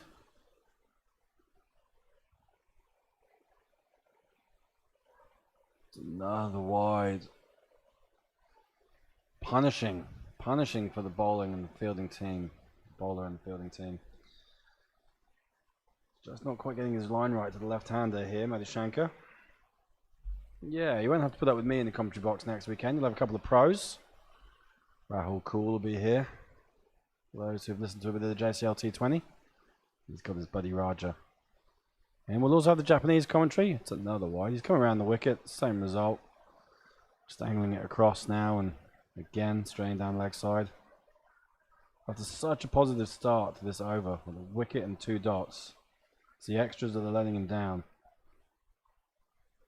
It's just 3 runs. Gifts. It's not Christmas yet, mate. Still a couple of months away.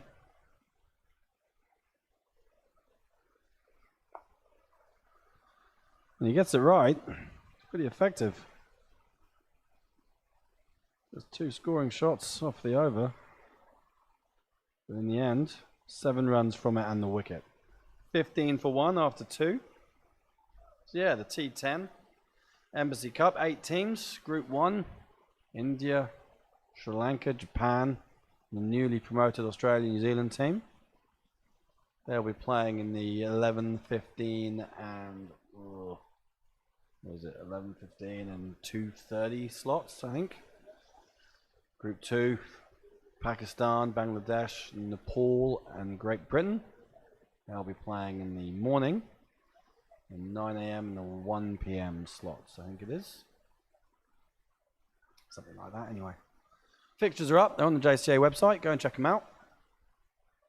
We'll be streaming all the games from ground 1, so you'll be seeing games across both groups.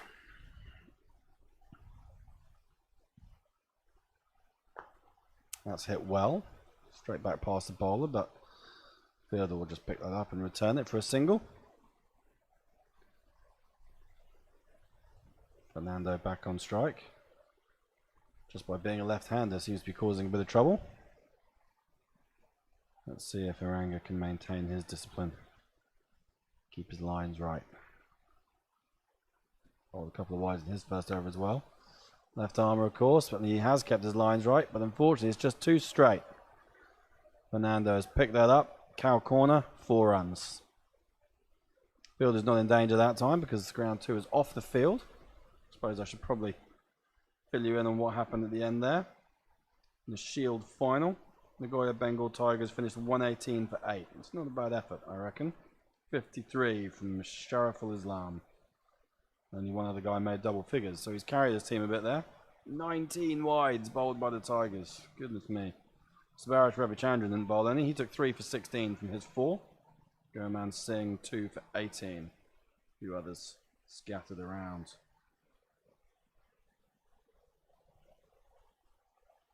We'll keep an eye on that game in the second innings. Suspect this one will be done before that. Bit of confusion with the batters. All ends up as a dot. No harm done. Halfway through the over, 5 from it so far. Maranga in again. Just dropped into the leg side for a single. It's a good bit of running.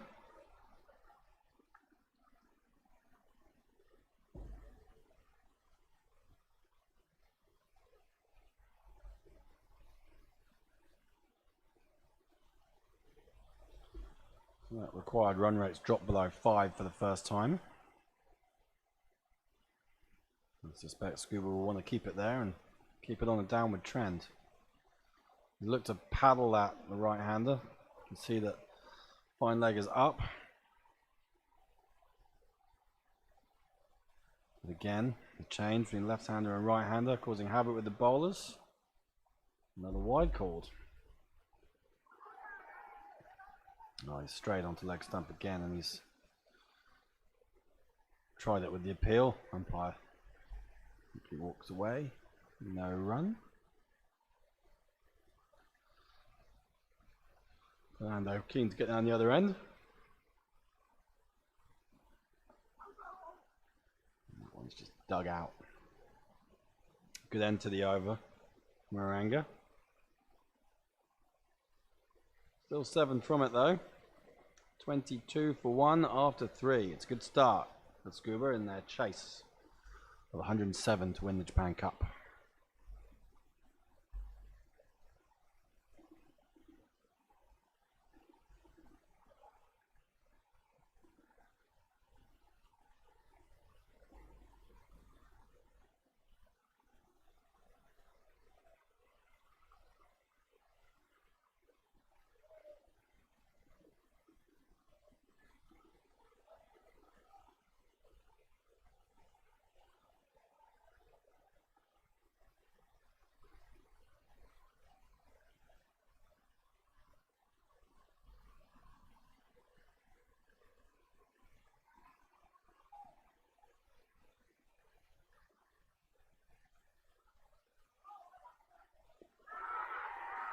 There's a big appeal.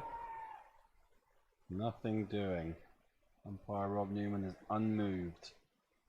Madhushanka, we've seen coming around the wicket to the left-hander in the last over, he struggled for his line. It's not the worst shout, to be honest.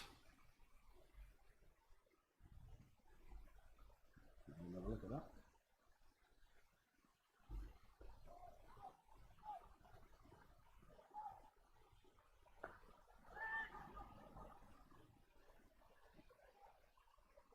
Possibly hit him outside the line. Possibly. Not a bad effort. Rob Newman wasn't having any of it. He's the man best placed. Fernando. Long on, long off for the men out. Once again.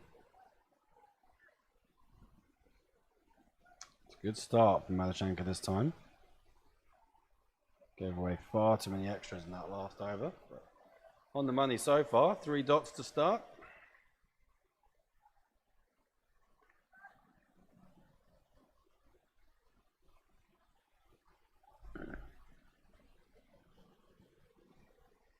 Devinder Fernando. Well, that's what happens after 3 dots. Goes for the big shot. Top edge, straight up. Wicketkeeper makes a few paces and pouches it. So it's a second wicket for the Serendip Leopards. The Leos are up and about. Wicketkeeper takes the catch. Devinder Fernando, who'd looked all right, got a little bit frustrated with the 3 dot balls. Big shot was coming. Didn't execute. Instead, it's him that's on the chopping block. Away he goes. 22 for 2 in the 4th over. Not still anyone's game here. Look back to 2021. Scuba in their first and so far only Japan Cup final appearance. They were chasing that day as well. Not a totally dissimilar target. The Tigers had batted first and made 116. Managed to defend that, kept Scuba to just 93 for 9 from their 20 overs. So they'll be looking to lay some ghosts to rest today, Scuba.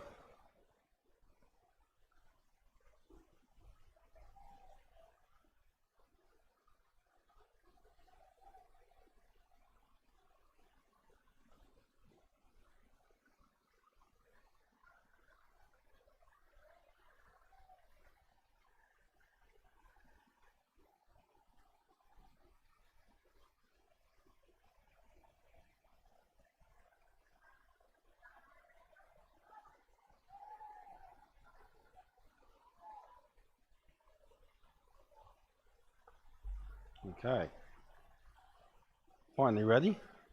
Took the new batter a while to get in.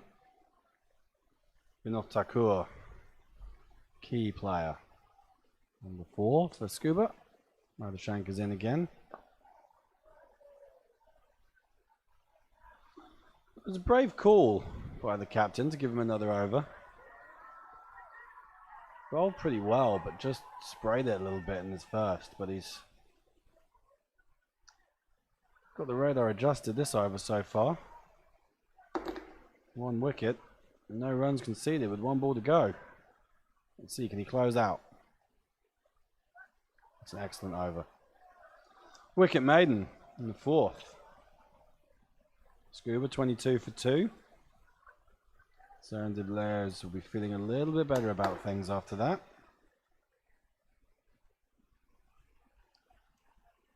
Shahan Madhushankar particularly.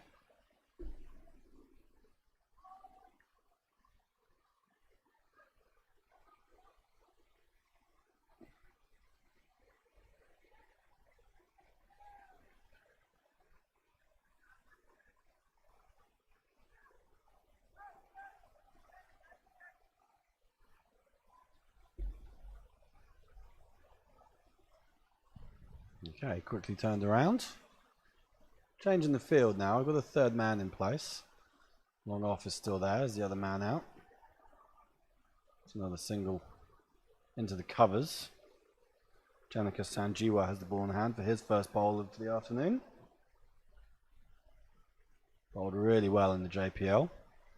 So need to remember him on this field back in May. Producing some pretty important spells for the West Canter Hurricanes.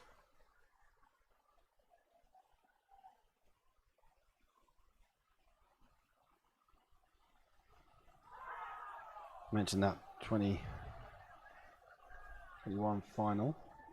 2021? 2022. 2022 final. Kasan Ganesh was the captain of Scuba on that day. He's here now. 3 off 7 at this point.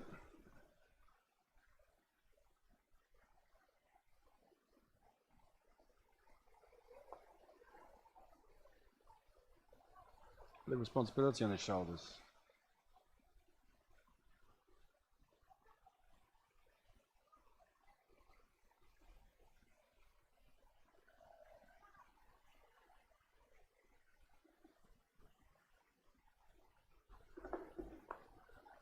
Pushed into the offside. Connected well that time, no run. Mentioned previously, if you are watching on YouTube, don't forget to hit the subscribe button. Plenty of cricket coming up in the next week from Japan before we go on our winter hiatus. You certainly won't want to miss it when we restart next season. So subscribe and get the alerts. Big appeal. Umpire's not interested. Stuck his arm out there, Mumtaz. I'm not sure that means anything. Ooh, it's not a bad shout either. Full toss. Struck him on the pad. Probably missing leg stump. Cut hard. Stopped by the fielder. Hit that pretty well. Fielder needed to get his body behind it. He managed to do so. So, these dot ball strings are adding up. 4 dots in this over. Just 1 run in the last, what, 10, 11 balls now? Pressure building. And there it is. Just like last over. Dot balls add up. Release shot comes. This time it was more of a waft outside off stump. Vinod Thakur, 6 balls without scoring. And he's just missed a straight one. Top of off is struck. Bails go flying. Vinod Thakur has to trudge off the field. 23 for 3 now. 5 overs gone. And the ghosts of Japan Cup finals past has returned to haunt Scuba Cricket Club. Still, as mentioned, they've got out of some tight spots this weekend already. The quarter final where they looked dead and buried. Got it back to a super over, which they duly won. And a semi-final where they needed to take the last 6 wickets for just 9 runs to book their place in this afternoon showpiece. So they will still believe. Oh, hello. That's a big shot first up. Smash. 6 runs. Goodness me. Where did that come from? Kasun Ganesh facing Shehan Madhushankar, just on leg stump. He just picked it up. Sent it over long on for 6. Well, one way to break the run of dots. And one way to say we're not out of this competition yet, thanks.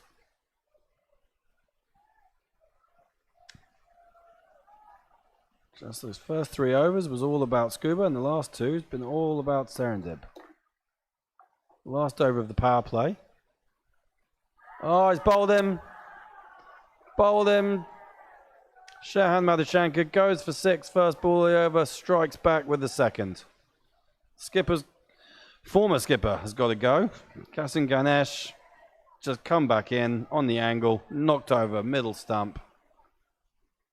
4 down, Scuba, and Serendib Leopards are leaping. Shehan Madhushankar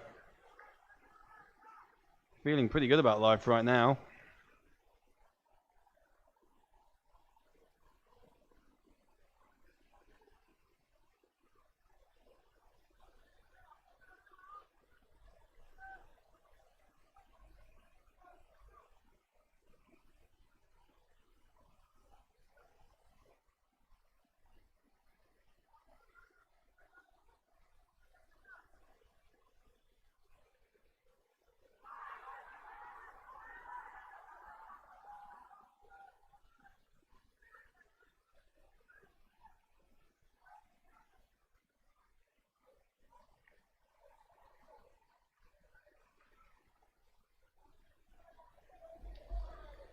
It's 29 for 4. It was around this time that Serendib Leos had to really start attacking the last over of the power play. Not entirely sure Scuba are in the same position where they can do that. Oh, it's a half appeal, but it's just pushed into the leg side. I don't think that's ever going to be given. The Marla, new batter, seems to have forgotten his proper pads.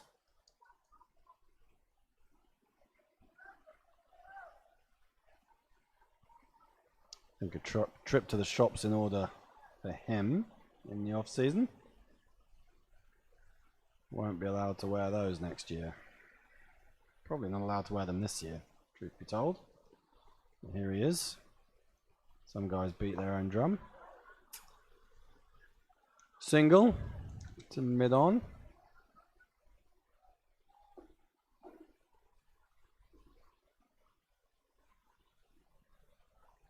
Madhushankar, the other new batter.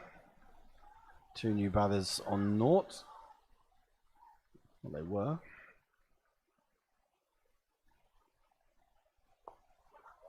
Squared up a little bit there. Well, the last thing needs a run out. This guy's going to have to call properly, communicate well out there in the middle. 1 ball left of the power play. 31 on the board. 4 wickets down. Still plenty of runs needed. 76 of them.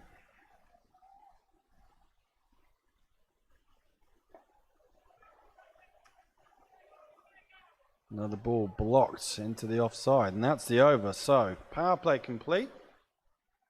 It will be interesting to see how Serendip Leopards approach the next 14 overs. How they approach the next 4 overs. Do they go with 5 out and try and protect the boundaries?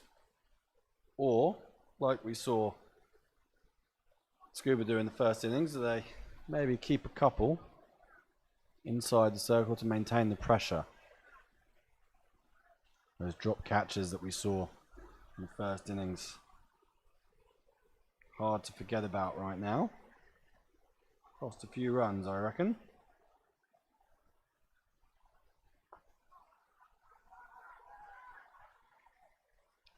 Seven wides bowled already in these first 6 overs. It's not going to help if this gets tight. That's cut into the offside, but straight to the fielder. No run. Shahan Madhushankar with 3 for 14. Janaka Sanjeewa 1 for 1. Starts with another dot. Slingy action. It's turned into the leg side. Behind square for 1.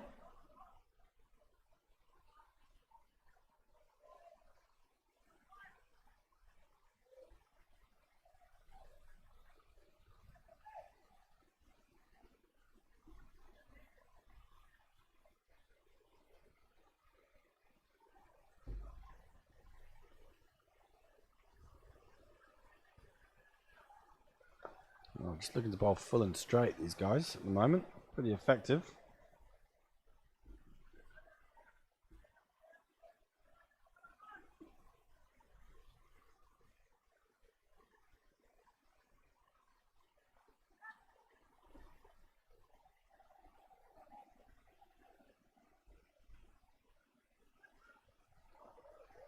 Tempting him outside off stump.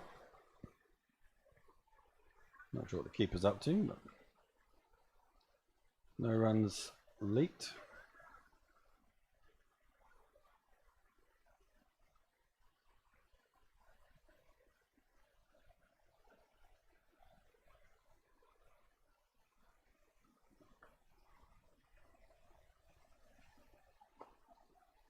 Pushed into the offside and no run again. It's been a fairly autumnal day at the Sana International Cricket Ground today. Blue skies off to my right over the river. Clouds coming from over the top of the mountains to my left. Sun beginning to set on the Japan cricket season. Next weekend, the last big event before Japan Cup finals. Hang on, this is Japan Cup finals. Before the JCL finals. Still got them to come. Junior finals. Cricket Blast. There's still a bit to go. October, November. Still significant months on the cricket scene here. New champions to be named. JCA Awards night, of course, coming up. First weekend of December. Should be a fun evening. Which one of these teams is going to be there to collect a trophy? We will see. Certainly it's the Leopards in the driving seat at the moment. Don't see too many driving Leopards. There's one at the SICG this afternoon wearing a Serendip uniform. 7 overs gone, 33 for 4, Scuba. Got a bit of work to do. Thamala's gnawed off 8.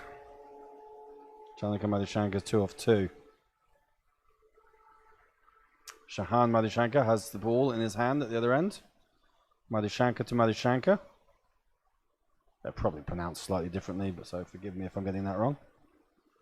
That and any of the other names I'm calling out here today. That's just pushed into the leg side and an easy single. Big, big cheers and celebrations over on ground 2. Nagoya Bengal Tigers are giving each other a hug and a high five and maybe a few other things besides. They look pretty happy with themselves. The Bengal Tigers against the Tigers in the Shield final. It's another dot. Another dot for Bimsara Thimala. He is gnawed off 9.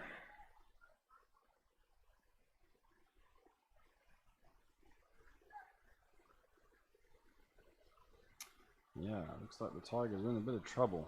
22 for 3. Bengal Tigers are all over them. Ravichandran's gone, Mooli's gone, Kumar is gone. So, we'll go with the Bengal Tigers. Feeling pretty good about things right now against the now former Japan Cup champions in the Shield final. Shield's contested by losing quarter-finalists, I believe. 4 teams that went out at the quarter-final stage. As mentioned, the Tigers knocked out on a super over by the team batting now. Scuba facing up, trying to find some runs here. Well, I'll get a gift there down the leg side. It's called wide. I haven't had one of those for a little while. Jahan Madhuchanka has just 3 balls to go in his spell. 3 for 15. 3 for 16 after the wide.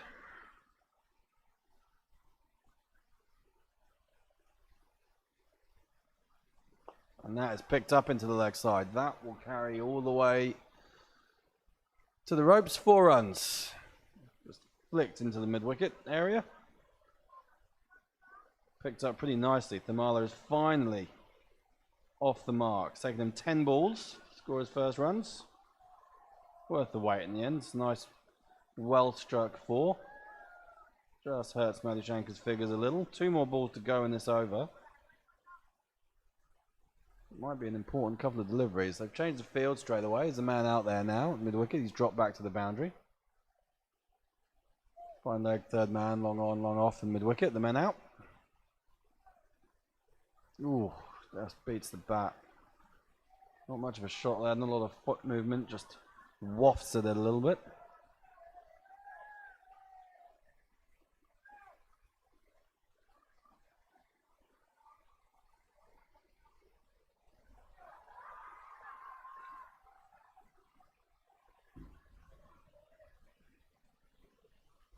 Two of the noisiest teams in Japan over on ground 2.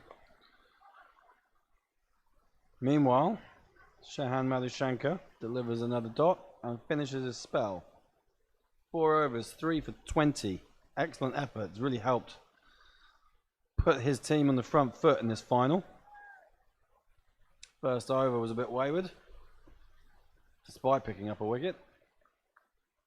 Since then, it's been excellent. Just that boundary conceded in this over hurt him a little bit, but he has done a lot to put his team right in contention here. 39 for 4, 8 overs gone. Bimsara Thimala is 4 not out from 13 deliveries.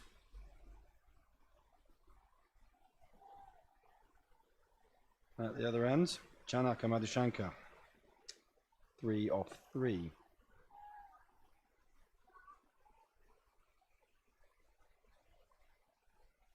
Well, Vasantha Chandana is on. More seam. It's hidden to the offside. Just the one, it looks like. Top scorer in the first innings, Vasantha. 33 from 39. From 39? From 40. 39 from 40. Batted okay, made a very slow start. Not dissimilar to what we're seeing from Thimala here. So, in a low-scoring game, you can take a bit of time. As long as you catch up. Changing the field. Third man's come up inside the circle. Mid-wicket's dropped back. Wide is called. I suspect that's a result of the boundary hit in the previous over. Deciding that they want a bit of extra cover out on the leg side for Thimala. There's no one out on the boundary between long off and third fine leg. The offside is, he can make space for himself. Well, there is a sweeper who's supposed to be on the cover boundary, but he's quite a long way in. Almost halfway between the boundary and the 30-yard circle. Not sure he's in quite the right position there. And there we go, hit into the offside. Ooh, well, not the best bit of fielding. Dived over the top of it. And that gives Thamala another boundary. Santa doesn't look too pleased about it. Mid-off fielder. Didn't have to make too much ground. Just somehow let it go underneath him. It's well struck. It's 4 runs. Very welcome 4 runs for Scuba. I won't be too worried about the run rate. Still requiring less than 5 and over. Then keep the people in. Don't lose too many wickets. Bat your 20 overs. They probably win the game.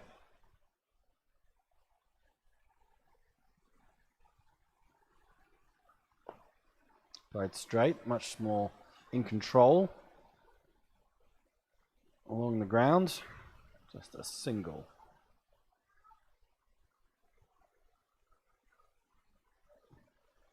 Calm heads needed from the batting side. Meanwhile, the bowlers will need to maintain their discipline, not give away too many extras. We've seen the wide count has been high, and that really does make it hard to maintain pressure. Giving away 3 runs. 10 wides already in the opening 8.5 overs. Santa's pretty gentle medium pace is accurate enough, but even he's bowled wide in this over. And more noise from ground 2.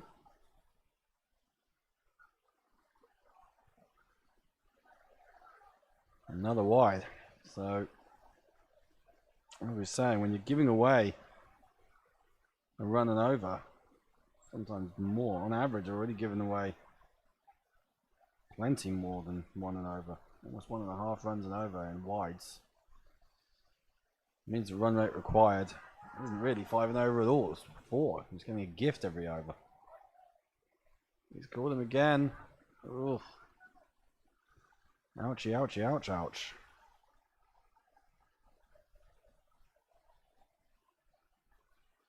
Santa Chandana. He's not really bowling quick enough to get any leeway for these wides. He's swinging the ball away a bit. Perhaps that's what's hurting him. 3 wides in the over. A couple of singles and a boundary. And going to be a couple of runs there as well as that's clipped into the leg side.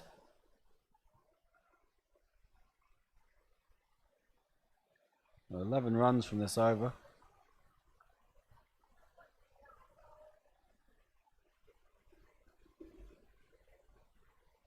I reckon the umpires may have made a bad call there.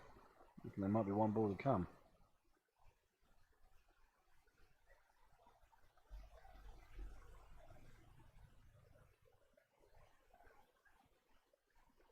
They've called over, it seems. I wonder if they'll get a message on the radios.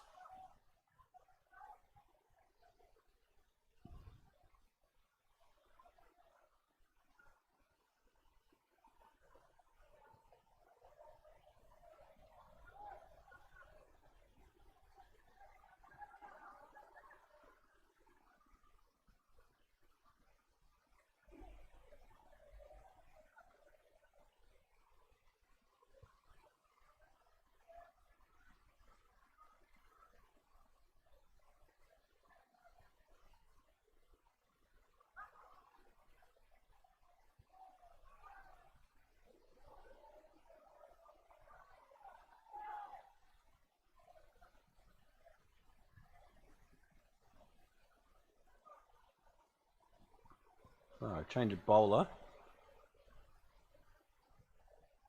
Mudita is in. It's pretty gentle stuff for these bowling, but the medium pace has been doing the job so far. 50's up for Scuba, 50 for 4 after 9.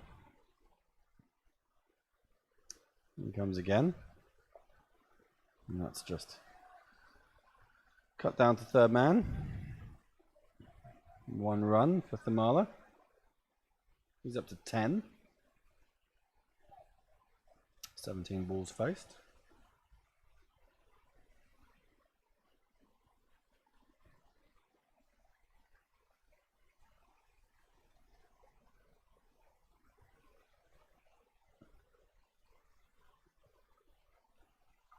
Oh, thick edge. Third man will cut it off. Just the one.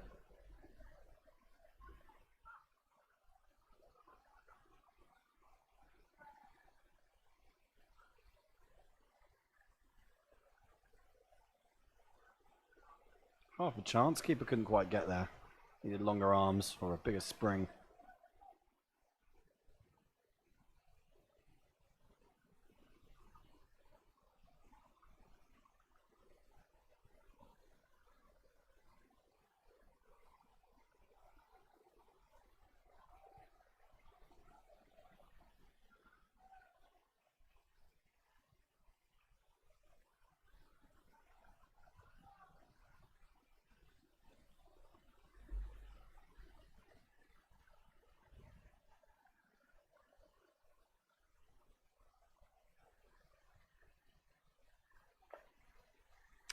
Very much bowling wide and outside off stump.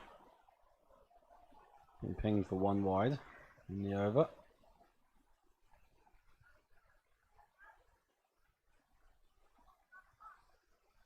But otherwise just singles.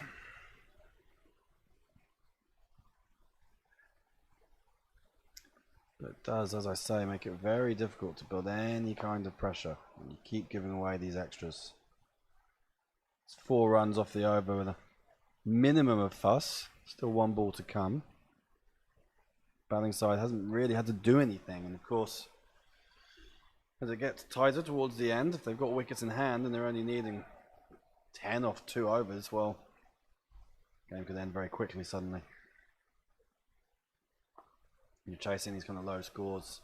Batting team will know 1 big over can really put the game to bed. 54 for 4 at the halfway mark. So half the over's gone, half the total's gone. Quite a 107. Another 53 runs needed from 10. Well, not much has changed from the start, just a few wickets down. Plenty of guys who can bat in the team. Game is finally poised. Shaham Madhushankar for the Serendip Leopards has been the destroyer in chief with 3 for 20. He's done. He's bowled his 4 overs. Someone else has got to take up the mantle and get the wickets needed, because I'll tell you now, if Scuba is still batting in the 20th over, they will win this game. That's my call.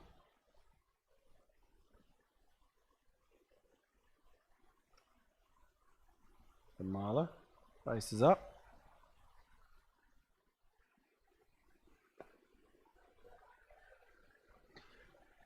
Not taking too many risks, that's for sure. Like another change of bowling. Not a lot of spin on display from Serendip. That's a little bit surprising. A lot of fairly slingy seam bowlers.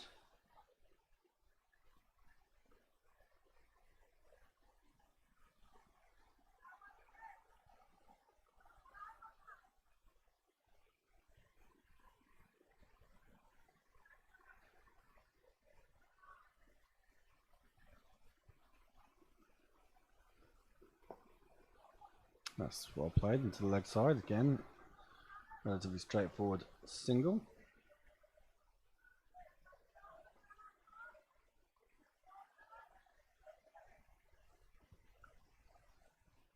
Scoring just seems to have stopped for a moment. I'm sure that will come back online soon. Dropped into the leg side, and that's well run. And that shows there are runs on offer here. The fielding team perhaps not the quickest on their feet, which is probably understandable after a pretty full weekend of cricket. This is the 4th game these teams would have played in the last 4 days. Probably done a bit of travelling as well between grounds. I reckon Scuba might have been lucky enough to have played most of their games here, but Serendip were definitely down at the River Grounds yesterday morning.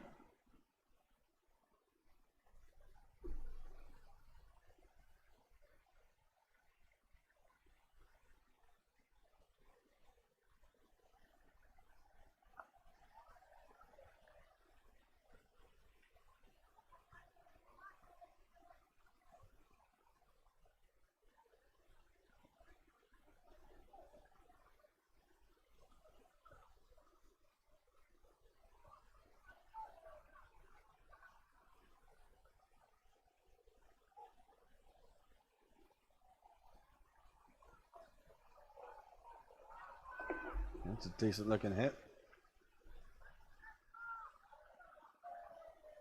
Well, boundaries coming at the end of the over.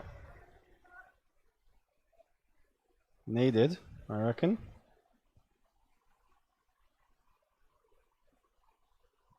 With every boundary comes another blow to the Serendip Leopards' chances. The Marler. Again, it's not a great ball. It's just drifting down leg side. He's just helped it on its way. Ball just losing his line when it mattered there.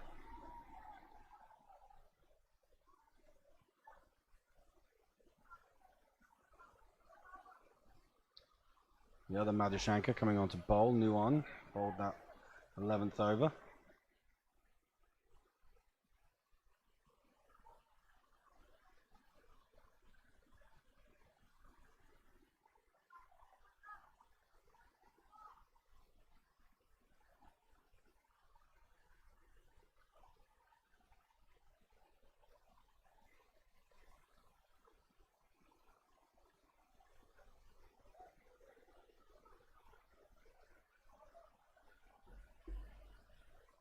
Apologies for the scoring.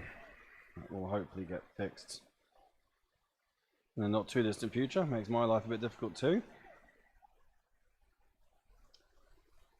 Aditya just hangs another one outside off stump. Big swing. Madhushanka doesn't get hold of it.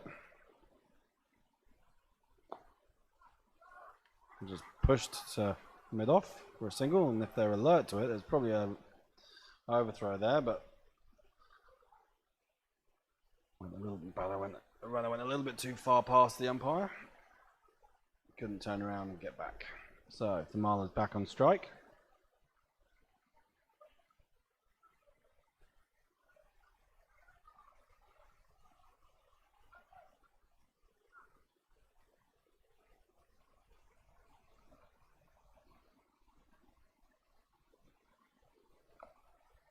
And that's in the gap. That's well placed. Fielders are after it. It's cut through point. I reckon that's going to go. Just goes to the boundary. Fielder puts in a despairing dive. Don't think he could have pulled it back. He ended up just helping it on its way. So, Thamala's starting to get going here. Took 10 balls, 11 balls to get off the mark. And now he's starting to become the key figure in this run chase. Really well struck boundary. Threaded between the gap. And sort of two men square on the offside.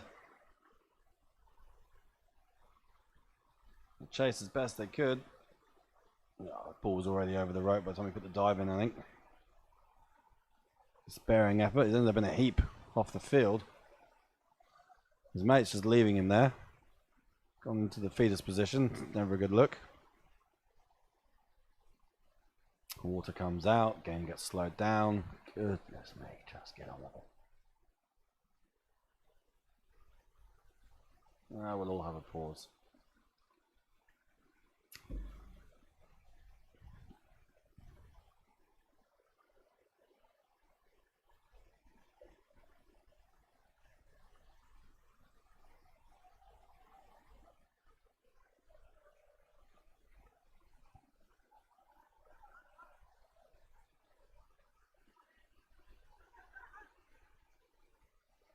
Well, if they have a substitute fielder, they'll just get him on.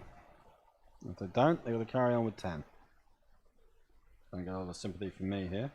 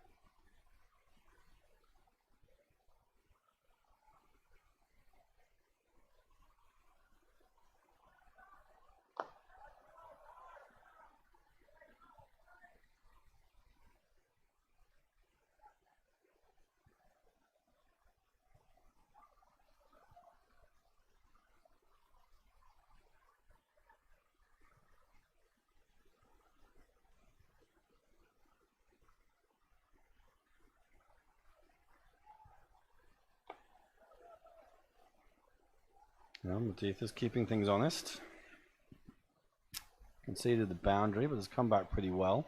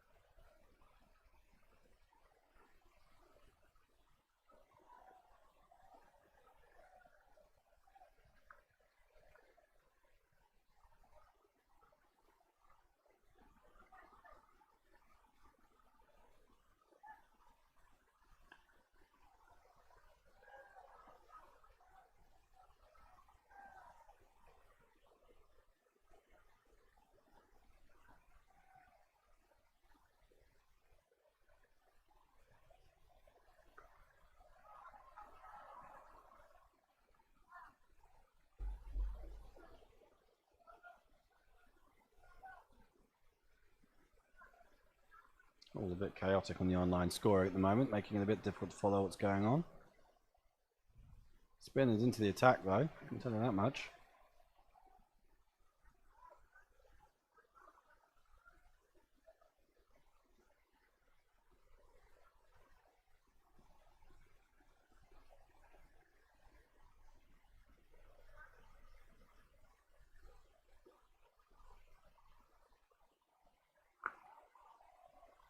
Struck into the leg side, one run. Oh no, misfield. Oh, goodness me. He's made a hash of that. Somehow managed to get it back. Can stick his foot down and stop it from trickling over the rope. More runs for Scuba, who is starting to look pretty comfortable at this point.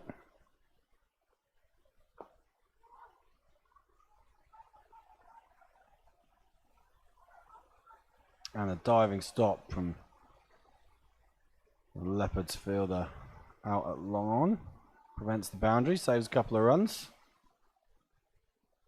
And one short is signalled by the umpire. Well, that's going to help the scorers. Scorers are struggling enough as it is at the moment.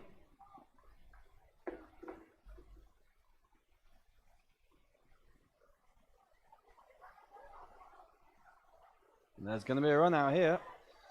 Well, the partnership is broken. Madhushankar and Thamala have ended up at the same end. Madhushankar is the one who's got to go. He's not happy with his buddy.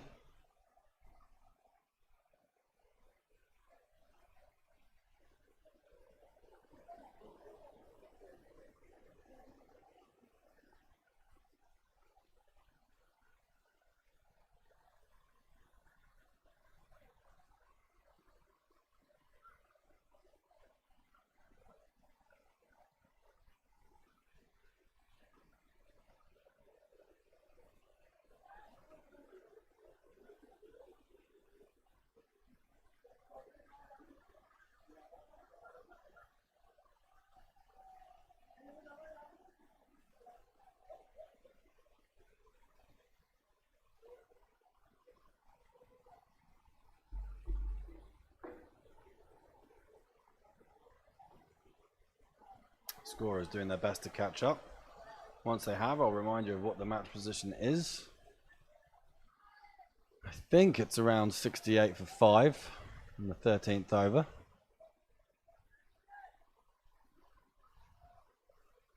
That wicket, that run out, needless run out in the end. I mean, it's opened the door really. Have a look at it again. Ball just pushed into the covers. Set off for a run. Non-striker kind of moved as if he was going to, but decided not to, and he's sold him down the river a little bit. I don't think there was ever a run there, to be honest. So Madhushankar will be disappointed. He's remonstrating with his batting partner. He's the captain, Chanaka, so we could have played that card, but at the same time, Thamala is probably set batter right now.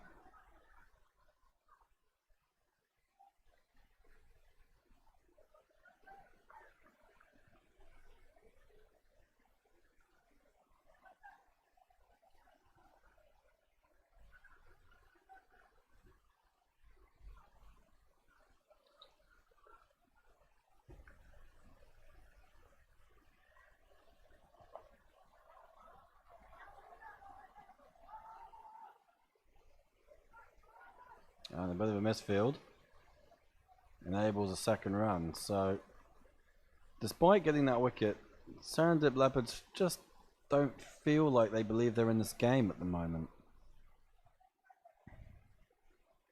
There was a lot of noise and intensity in the early overs when they were taking wickets, when Shahan Madhushankar was going through batters, but these last few overs they just seem to have drifted, lost a bit of their intensity, lost a bit of their fire.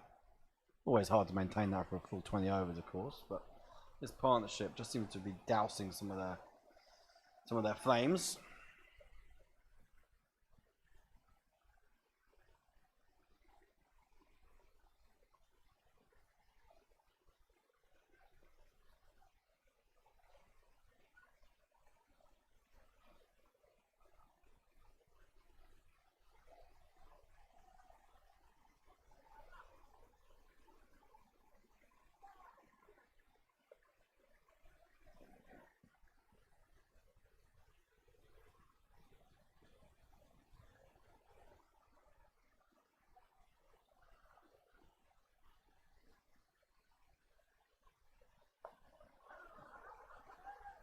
No risk taken that time. Another dot ball.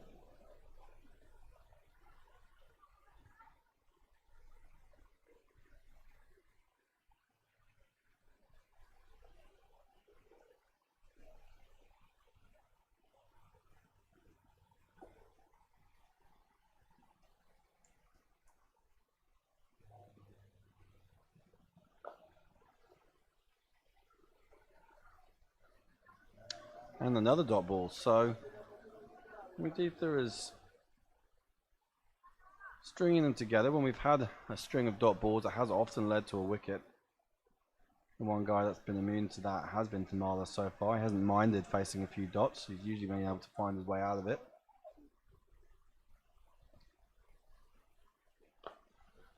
Looks for the attacking shot there. It's into the leg side. Probably just a single. Fielder gets round reasonably quickly. I'd take this opportunity to just check in on ground 2. It has gone a bit quieter over there.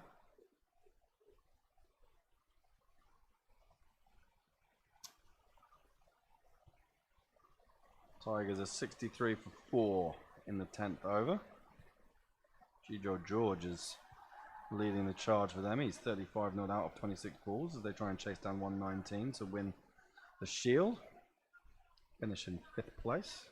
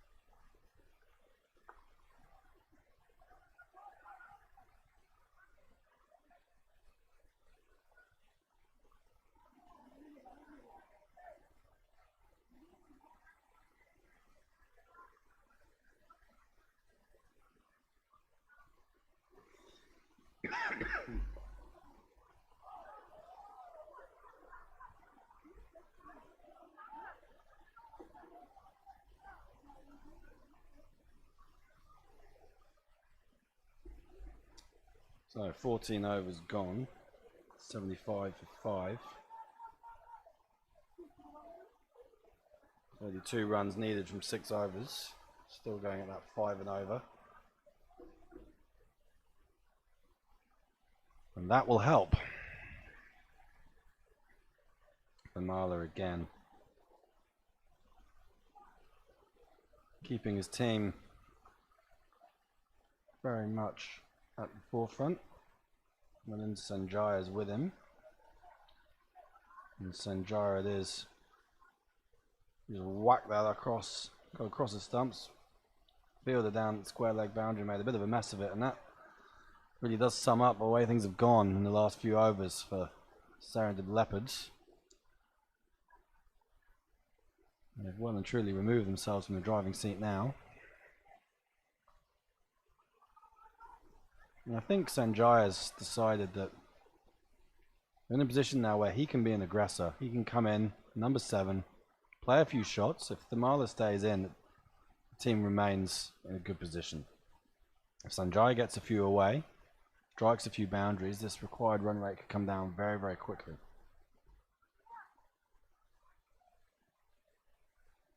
He's looking to play his shots, particularly against the spin of Manoj Silva. Gone all right, Silva. At least he's not bowling too many extras. He's 2 overs for 9. That extras count 14 wides now, 15 overs. Compared to 9 that was bowled by Scuba in the Serendip innings. Looks like Muditha will continue. No. Really? Looks like Ravin Herat's got the ball in his hand. I think he's changed his mind. Changed his mind, giving the ball back to Muditha. Captain just had the ball in his hand briefly. Put a bat on that goes into the leg side. The wicketkeeper's charging off to square leg, appealing. I'm not sure what he's doing that for. Half chasing the ball, which gives a fair indication it probably wasn't hitting the stumps.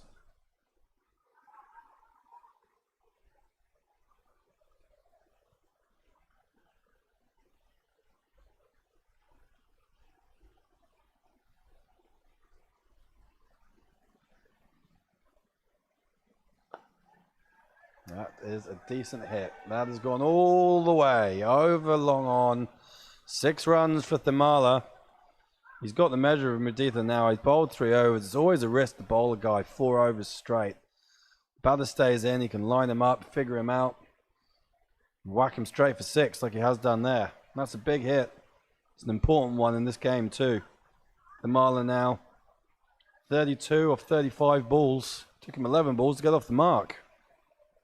Certainly catching up, and he's putting his team in a commanding position. Ball just drifting on. It's a half volley on leg stump. He just picked it up and sent it away.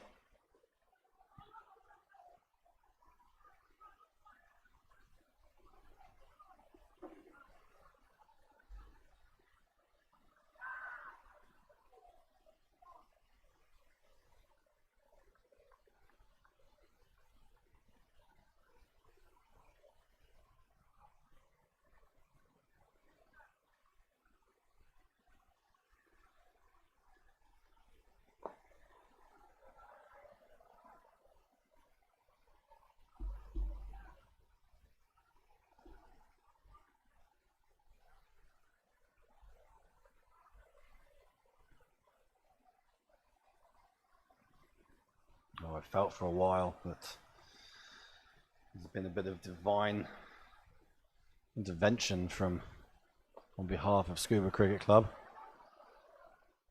You see those sporting runs where teams manage to get over the line from almost hopeless positions.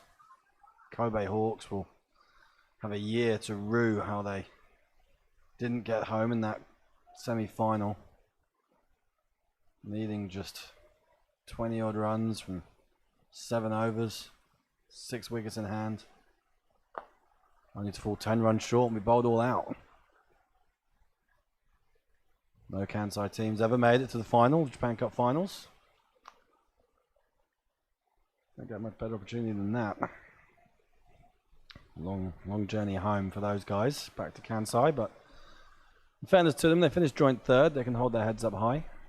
Been a good weekend for them, good weekend for Kansai cricket to show that they can be competitive.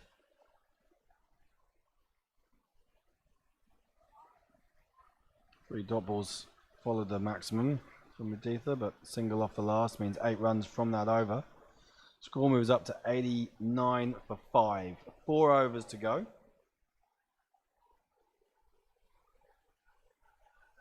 $18 runs needed. 18 runs, 24 balls. Manoj Silva is going to bowl again. I'm a bit surprised by that. Spinner continuing. They've looked to get after him in these last, at the end of that last over. I reckon they fancy their chances. The mother won't want to take any undue risks. If that was me, I'd be looking to get off strike and Say to my buddy down the other end, okay, you play the shots. I'll drop anchor. And that's what he's done. He's just push that down to long on for a single. Untroubled. Batting without a helmet. Has done throughout the innings in his white pads.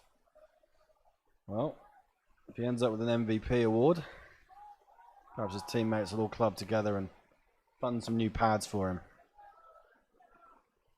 And that's going to be another vital boundary. Look at that. As mentioned, Milind Sanjaya can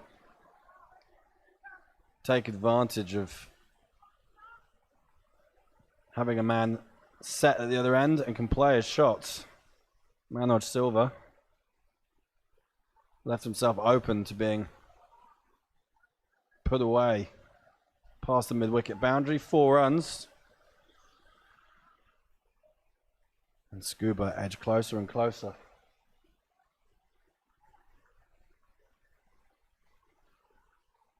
He's tried to go again. Didn't get hold of that one. Keeper's gloves flying in the air. Not sure what the goal was of that, but it seemed to distract the batter enough to stop him from running. 94 for 5 now. 21 balls to go. 13 runs needed. 20 balls.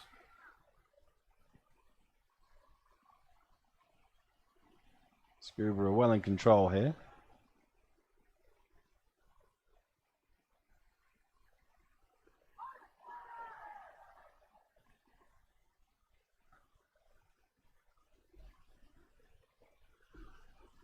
Well.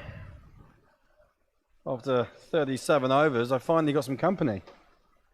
Oh, Dean Ruhode, Dino, has come in to join me. Coach of the Japan women's team, I mentioned earlier, 8 wins out of 10 this autumn. Coach of the under-19s and off to Dubai next month. Welcome, Dino. How are you?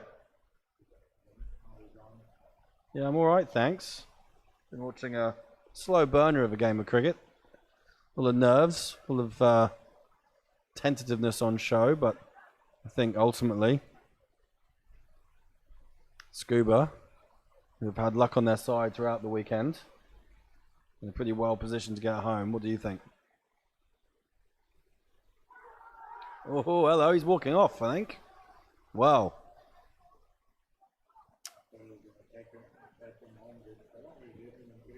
Yeah, Bimsala Mala took 11 balls to get off the mark, got himself to 34 off 41 balls, and he's just edged one behind. So, suddenly, Scuba, 94 for 6, 17 balls remaining, 13 runs needed, 6 wickets down. Janika Sanjeewa, who I'm surprised has been left to bowl this late to bowl. He's their best bowler. He plays in the plays in the JPL for the West Kanto Hurricanes. Really excelled in that tournament this year. And he's come back on to bowl, I guess he's going to bowl the 18th and the 20th overs. I reckon this partnership could have been done being broken before then. Tell you what, it's pretty hard to start on this wicket.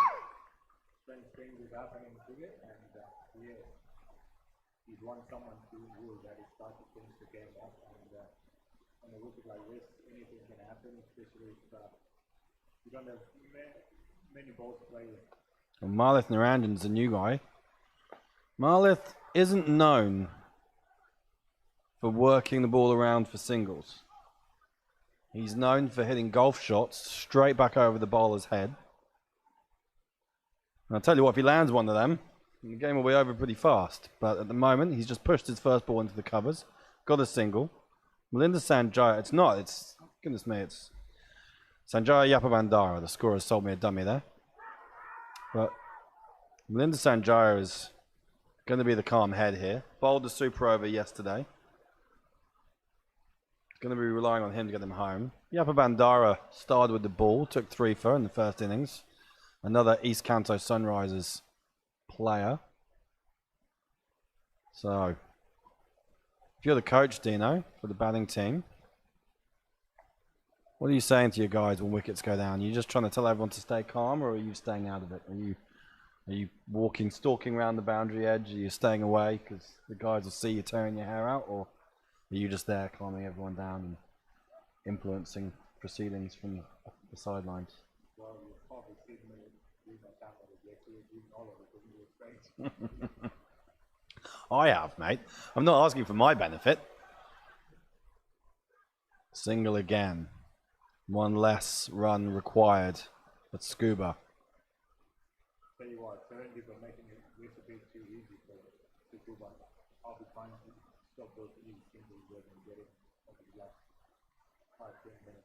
Yeah, I was talking just before you came in, Dino. The intensity of the Serendip team was right up at the beginning of the innings. They took a couple of early wickets and they were up and about, lots of noise. But as that partnership for the 5th wicket built, they've gone quieter and quieter. There's been a few missed fields. They haven't really dropped any catches, to be fair to them, but they haven't fielded brilliantly, and they have let through a lot of fumbles. And perhaps what's hurt them most is actually just the amount of wides they bowled. At one point, they were bowling like 15 wides in the first 14 overs. So I think we're up somewhere around that mark still, and it makes it impossible to build pressure. And you know a bit about that from the East Asia Cup final recently. Extras, when you're defending a low score, you just can't be giving away that many extras. And yeah, they bowled 14 wides. They've actually pulled it back in the last few overs with the spinner coming on has helped. But very difficult to build pressure. That one's in the air. Fielder's going to get under it and grabs it. Another one goes. So Strange things happening on a cricket field down there. they still only need 10 runs. I said earlier, if it gets to 10 runs needed of 2 overs, the game will be done. And here we are, and it's not done because another wicket's just gone down. So, 7 down, Scuba. Serendip, despite, even now, Dino, even now, they don't seem that up. I mean, look over on ground too. In a game for 5th place, they're going absolutely nuts over there. But everyone here seems very sedate. I'm a little surprised. But the wicket's been taken. Yapa Bandara's gone. Sanjaya remains, and he becomes the key man now. Left-hander comes in, which will be interesting. Manoj Silva, the bowler. Yeah, I think he might look at taking him on. Oh, Dino. Just as we've been saying, can't be giving away extras like that. 10 runs needed. Well, here it is. This is Marlith. Thought he came in previously. Here he is now. If he gets one in the slot, he's just going to whack it straight. I'll tell you what, if he gets it, the umpires on the other ground will be in danger, because I have seen this guy hit the ball miles. Getting on a bit now, Marley. Good matchup, though. Likes playing on Syntho. Well, there you go. He's gone after it. It's up in the air. There's man underneath it. It is taken. They've caught well, Serendip. Marlith wasn't going to die wondering. I'm not entirely sure that was the way to go. But if he got a hold of it, it would be game over. But he hasn't. He's back in the hutch. 2 wickets of 3 balls in this over. I've seen strange things happening on a cricket field. 8 down. 9 needed. 9 balls remaining. Scuba Cricket Club have lost a Japan Cup final before. 2 years ago, they failed in the chase of 117 against Tigers. This chase, not so long ago, just 5 or 6 balls ago, they were coasting. But the wicket of the set batter, Thimala, has brought 2 more. There's another person coming out in white pads. Another guy who needs a trip to the shops. Marlith doesn't look too happy with himself.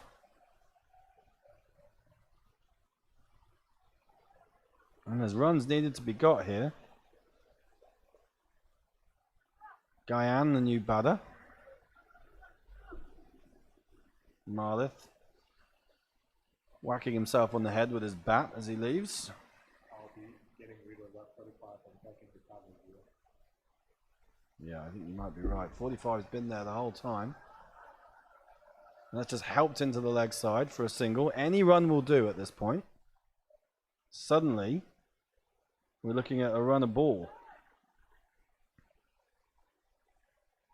99 the score. 10 balls to go.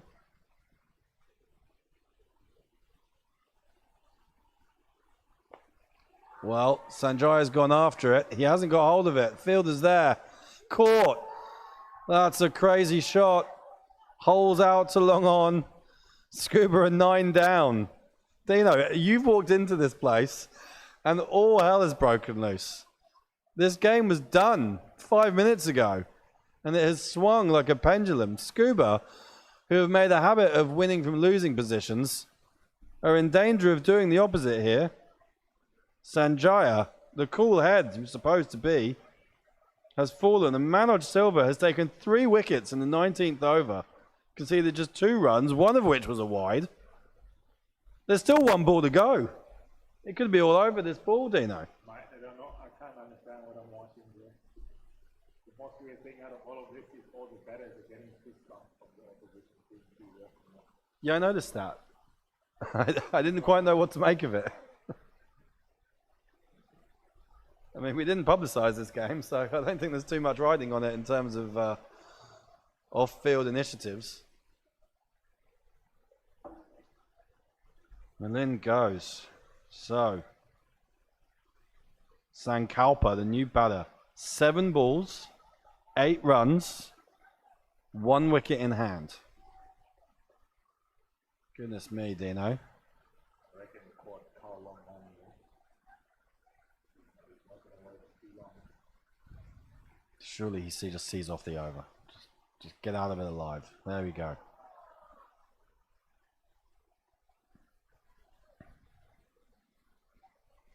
Okay, here we are. The final over. As we prepare now for the end of the 2024 Japan Cup. A tournament that began back on the 30th of March in East Kanto with the first games. There's been more than 250 games in this competition played since then by 83 teams across 6 regions. And it all comes down to this. Looks like Janaka Sanjeewa has the ball in hand. He's the guy who got the breakthrough. He's the guy who started the chaos that happened in the last over.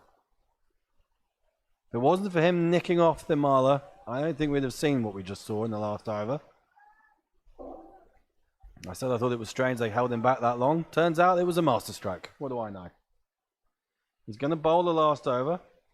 He's going to bowl it. Nadun Gayan is on strike. I'm not sure they need long on. I'm not sure they need so many boundary riders. He's got 10 and 11 in. I'd be cramping them up. Well, there you go. He's managed to ride the bounce there. He's trying to scramble. And you can't run yourself out. Oh, Mumtaz stays calm. Stays calm amid the chaos. A lot of pressure there from the fielding team. They came back for the second run. They're leaping and hollering. They're throwing their ball around. Mumtaz just says, nope, safe. 2 runs to the total. The 100's up. Give him a clap. Yeah, well done. 101. 6 runs needed from 5 deliveries now. Third man and finally way too fine. Allowed the man to get 2 on the leg. Fine leg's extremely fine. Why is he so fine? Basically a backstop. Doesn't trust his bowler, I guess. If the ball's going down there, the game's probably done at this point. Dino, I didn't want to say it, but how do you fancy another super over? Not after this. Couldn't agree more. 102 now.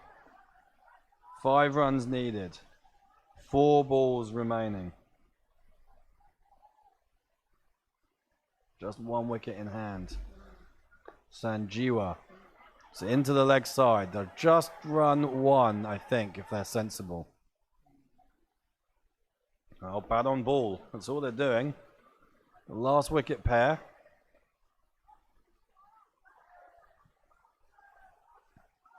Live scores trying to keep up. I think there's some nervous people down on the score. I reckon Kento Otodobal needs to get his hand on this, doesn't he? Okay. That. So much space on the leg side. There's a square leg, and there's no one else until the boundary, really. So there's a run there every time. Oh, dot ball. And the heat goes up a notch. Add a few more degrees to the thermometer, Dino.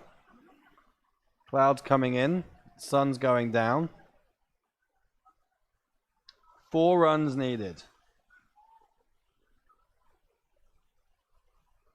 Where can they find them? Oh, it's in the air. It's up. Fielder's not going to get that. They're going to come back for 2. That's well run. And that's what we mean, Dino. That's exactly the pocket you were talking about. Big space out there.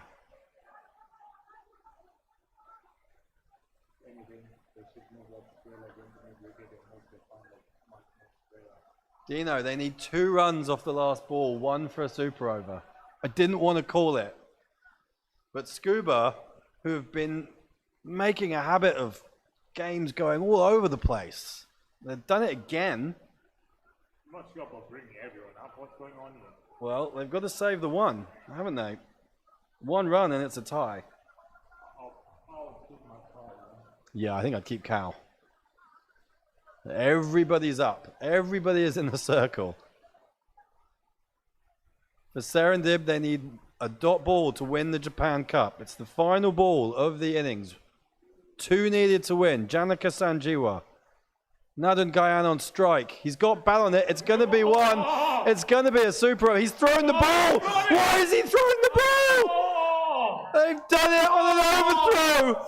Oh, it's chaos.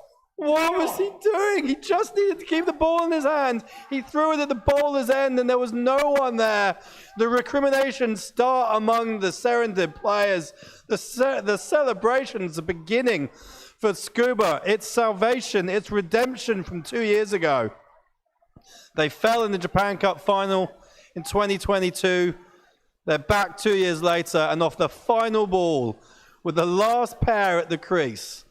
They did their best to throw it away, but in the end, they had just enough, as they have in every knockout game this weekend. It was written in the stars for Scuba Cricket Club. They've got themselves home. There will be no super over, Dino. I think both you and I can be happy about that. I can't believe what I've just seen in the last 15 minutes. What a game of cricket. Never short of entertainment, and weather's been kind, and what a successful Japan Cup over the last 2 days. Absolutely, 12 teams in this weekend, all coming here with a hope and chance of winning this title. Lots of games across lots of grounds, some here at the SICG, some down at the Wataraso River grounds. People going all over the place. A big shout out to Tournament Director Dougal Bedingfield for the work he does on this weekend.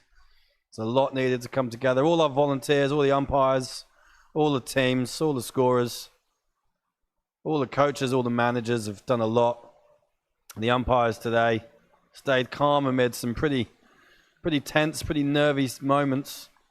And in the end, Scuba Cricket Club will gather, will lift the trophy. They'll be named champions.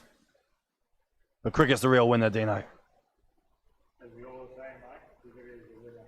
And what a great couple of days. Once again, special mention to Dougal Bedingfield and the people volunteers. Great job from everyone. And like I mentioned, Kenzo as well with the great wicket. Amazing job. And see you all once again next week around this time. Yeah, you can look forward to the Japan Cup kicking off again. Springtime next year when the cherry blossoms out. Cricket season will be starting again in Japan. Don't forget to join us next weekend. Embassy Cup, T10, Thrills and Spills. Support whichever team that you hail from. And if you don't hail from any of them, support Japan. Until then, this is the Japan Cup 2024 saying sayonara.